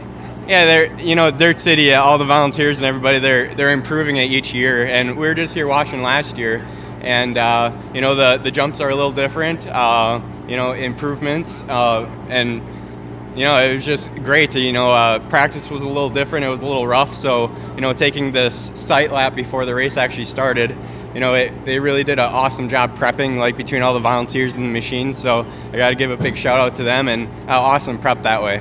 Who helped you get up here today? I got to thank Caitlin, my girlfriend, Brad, spotting and keeping me safe up there out on the track, and then my dad and my sister for coming out, and Ponce North America, Michael Meister Logging, Advanced Coatings, VP Fuel, JP, hooking us up with that fuel, and Hobbytown Revolution Raceway, Beyond Redline, awesome tune on the car, making it quick, and Redline Performance Engines, Fortin Racing, Mid-Wisconsin Beverage, keeping us hydrated in the warm weather, and then Illumicraft Race Car, Podium for Illumicraft Race Cars. It's awesome cars in this class, so thank you.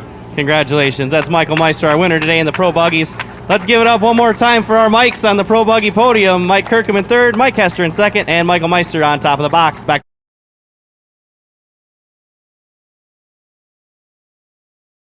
The pace car is off. Here we go. It's Cole Mamer, Brock Hager, Kyle Greaves, and Troy Shade in your top four.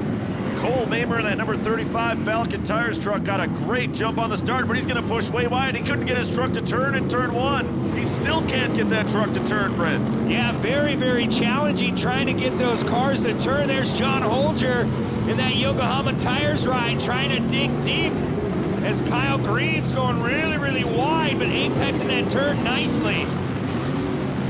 It'll be Kyle Greaves out front in the early going, then John Holcher, Brock Hager, Carson Parrish, and Maddox Bailey, your top five.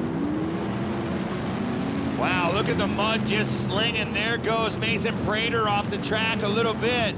Yeah, Bailey went around in turn 3 as well. He's trying to get that chip right. Oh, Kyle Greaves goes around. Sorry to cut you off. These trucks are just cake swapping back and forth as here comes John Holger just missing that tractor tire.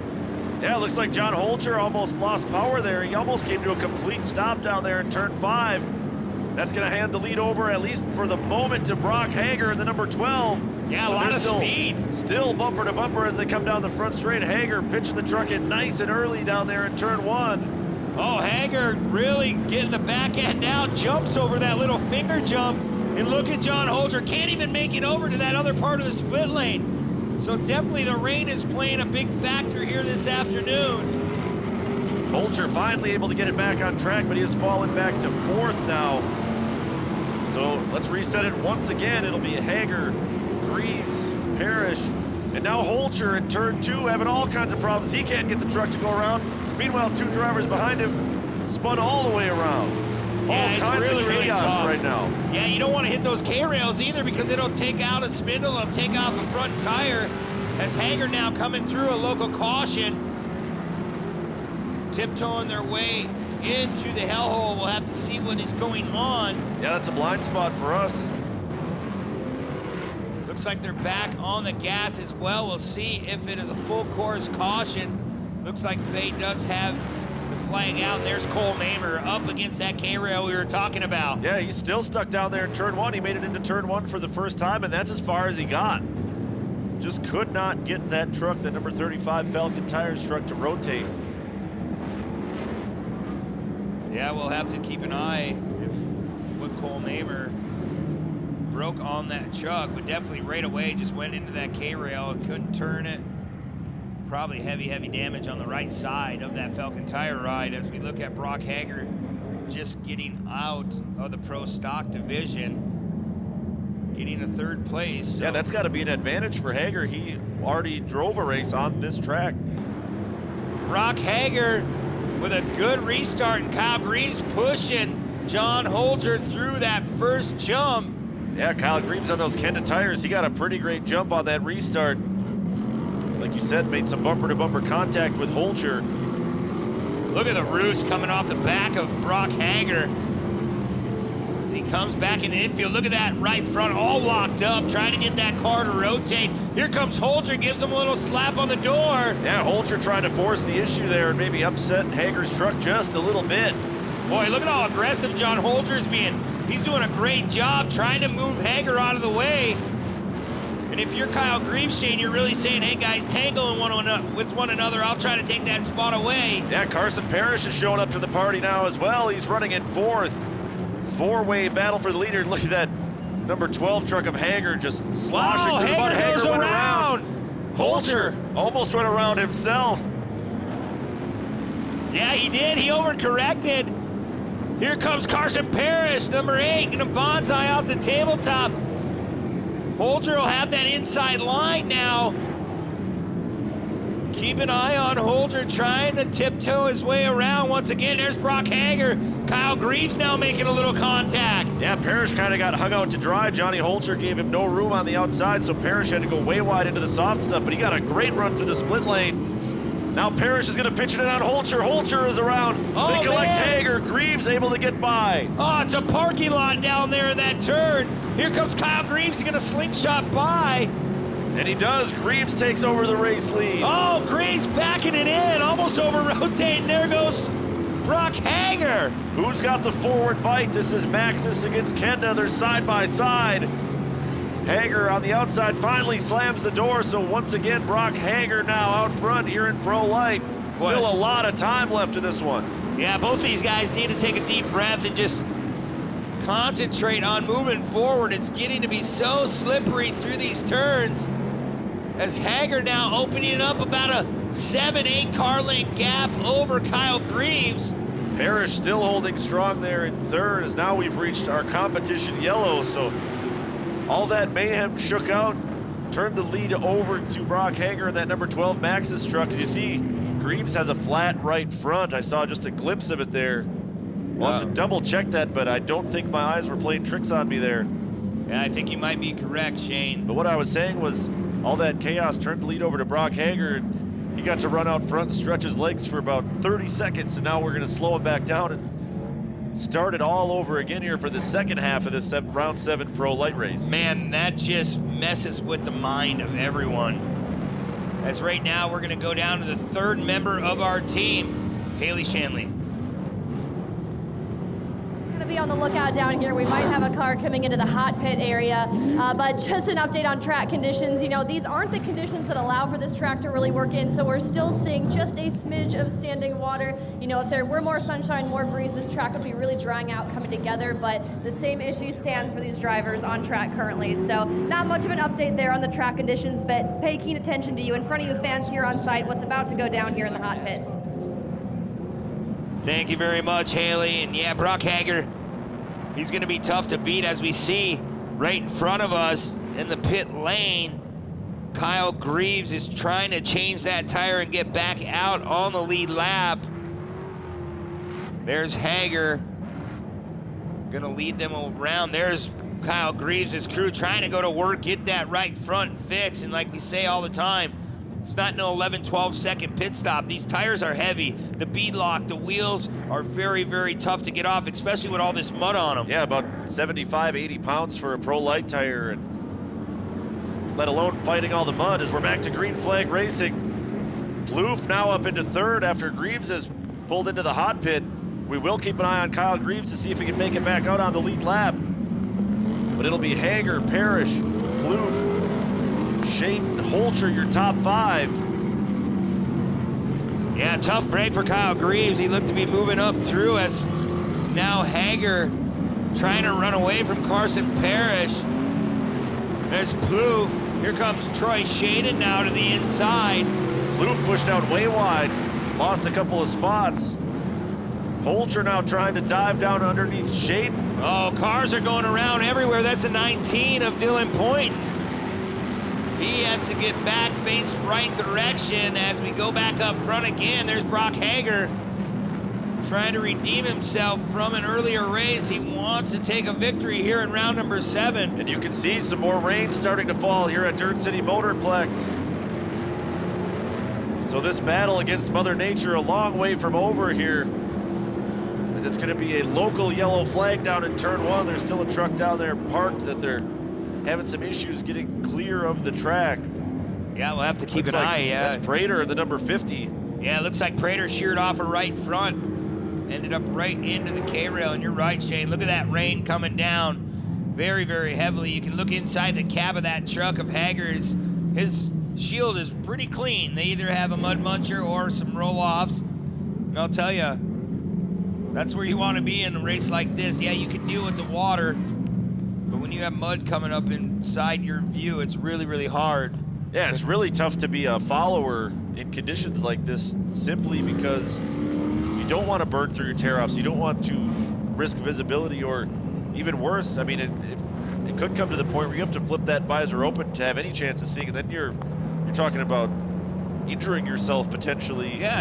You're putting your eyes at risk to every time you pull up to the back bumper of someone, that's just that much more mud flying right in your face. Yeah, you almost have to pick your spots, pick where you want to pass your guy, because when you go, you have to go right away, because you sit behind him, you're going to end up with no tear-offs. As we look at Ryan Beaton, that Pro Spec chassis, we can't say enough about Ryan Beaton. Chevrolet, what they're doing for the sport, trying to make it more affordable to go racing in Pro Light. We're going to see the numbers really start to pick up. And it's cool to be able to watch him over the past 5-6 years. He's really progressed in his racing career. He knows how to drive. He's really calm. You don't get a lot of words out of him, but he really knows how to drive these trucks. Well, looks like we've been given the all clear from race control, so we will go back to green flag condition here very shortly. Just over a minute left on our time clock. Yeah, time crunch is in the favor of Brock Hager. We'll see, they're buttoning him up. It's Hager, Carson Parrish, John Holger, your top 3. The green flag flies once again. We'll see if we can stay green. Watching turn 1. A lot of guys have been blowing this turn. Looks like everybody in the lead pack at least able to get through turn 1 pretty cleanly. Actually, the whole field doing a great job. Yeah, Carson Parrish. John Holger was using him as a berm a little bit, not really hitting him, but just using him as the guide to get around that turn. It's really, really slippery. As here comes Holger now looking at Brock Hager. Time's definitely running out. As Shane said, we're under a minute to go. Meanwhile, Plouffe running really strong there in 4th. He got around the 8 of Parrish just for a brief moment, but Parrish came battling back and moved him off the race line.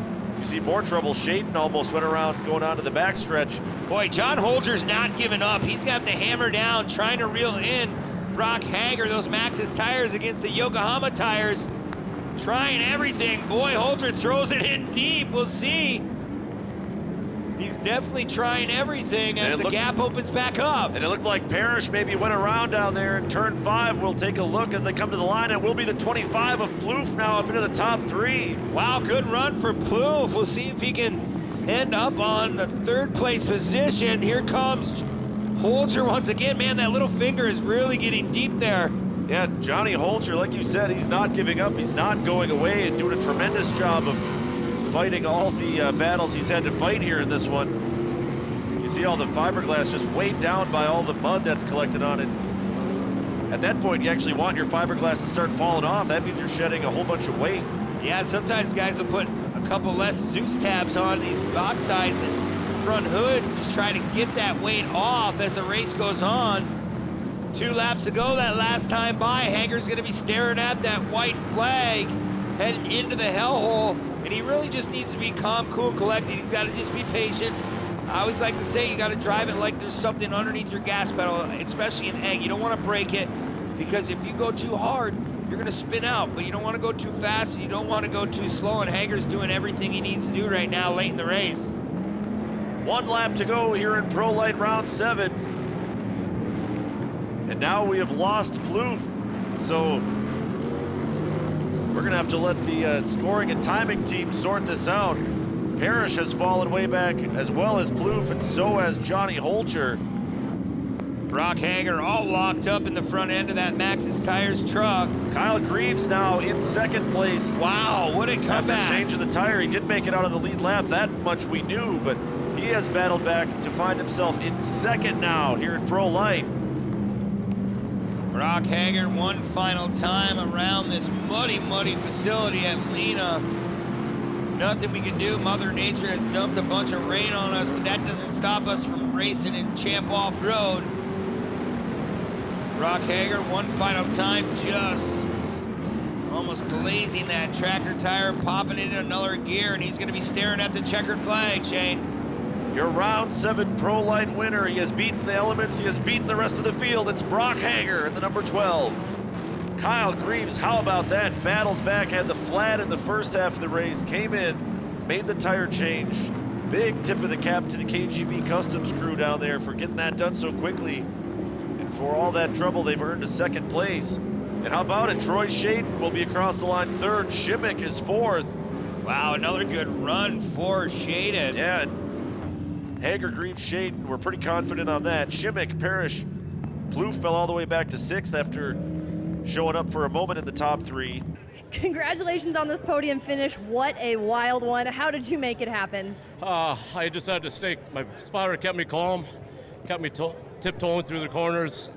I kept running out of vision. I'd total tear off, and I'd just get roosted, just be blind, constantly being blinded, through all my tear offs. Just took it, listening to guy in my ear, brought me home, Bob Marquardt, hell of a spotter. A game of survival. Who would you like to thank? I'd like to thank my wife, my family, my mechanic Adam, my sponsors, Electrical Service, Maxxis Tires, ATD, FSO, ZAMP, Dynamic Motorsports. I think I got them all. Troy Shaden, a job well done. Right, Third thank in you. Pro Light. Kyle Greaves finds himself in second. Kyle, it was kind of the yo-yo effect all over the place for you. Tell me more about your race. Well, actually, before the race, we didn't pass tech, and we were back in the track or the trailer grinding the sidewalls of the tire because we were too wide. And fortunately, we made it through just in time, got out there, and man, I can't thank my team enough. You know, this track was pretty mucky, and it wasn't all that great, but you know, we made the best of it. We're in front. Made a rookie mistake, spun out, and just back and forth from there, and flat tire. Didn't mean to run into Brock at all, but I guess it's racing in a mud fest. So I really got to thank KGB Customs, Kenda Tires, and Mud Trains were absolutely hooked up. Aaron Precision, Dynamic, VP Race Fuels, ATD Charlie, my whole team, you know, Isaac, my mom, dad, our whole family's here supporting in the rain, and man, I appreciate everybody. My grandpa John over there, he's happier than all heck, and yeah, it's a good way to finish out today with what we had. Job well done. Kyle Greaves in second. Brock Hager, back-to-back podiums. Brock, obviously track not ideal for you, these situations, but you made it happen. Again, how'd you make it happen? Yeah, no, it's obviously I went out in the UTV and made a few mistakes, so I knew I had to come back in the Pro Light and redeem myself. And you know, I got out front early, and it was definitely nice having lots of tear-offs and a clean visor, so I didn't have to take it all to the face like the UTV. But no, it was good. I got up front. You know, we diced it back and forth. Holcher was in there, Greaves was in there, and it was pretty much a battle for clean air. And you know, luckily I came away with that one. You know, congrats to all these guys, and I guess it's time to go clean for the rest of the night. But you know, the Maxxis Tires truck was hooked up. I was out there on all terrain, so that's pretty good. You know, saying that it was a mud race, but overall it was fun, and you know, we'll go back and come back tomorrow and hopefully don't play in the rain again. Congratulations, you salvaged a great day amidst much adversity. Brock Hager, your winner in Pro Light, guys. Thank you very much, Haley.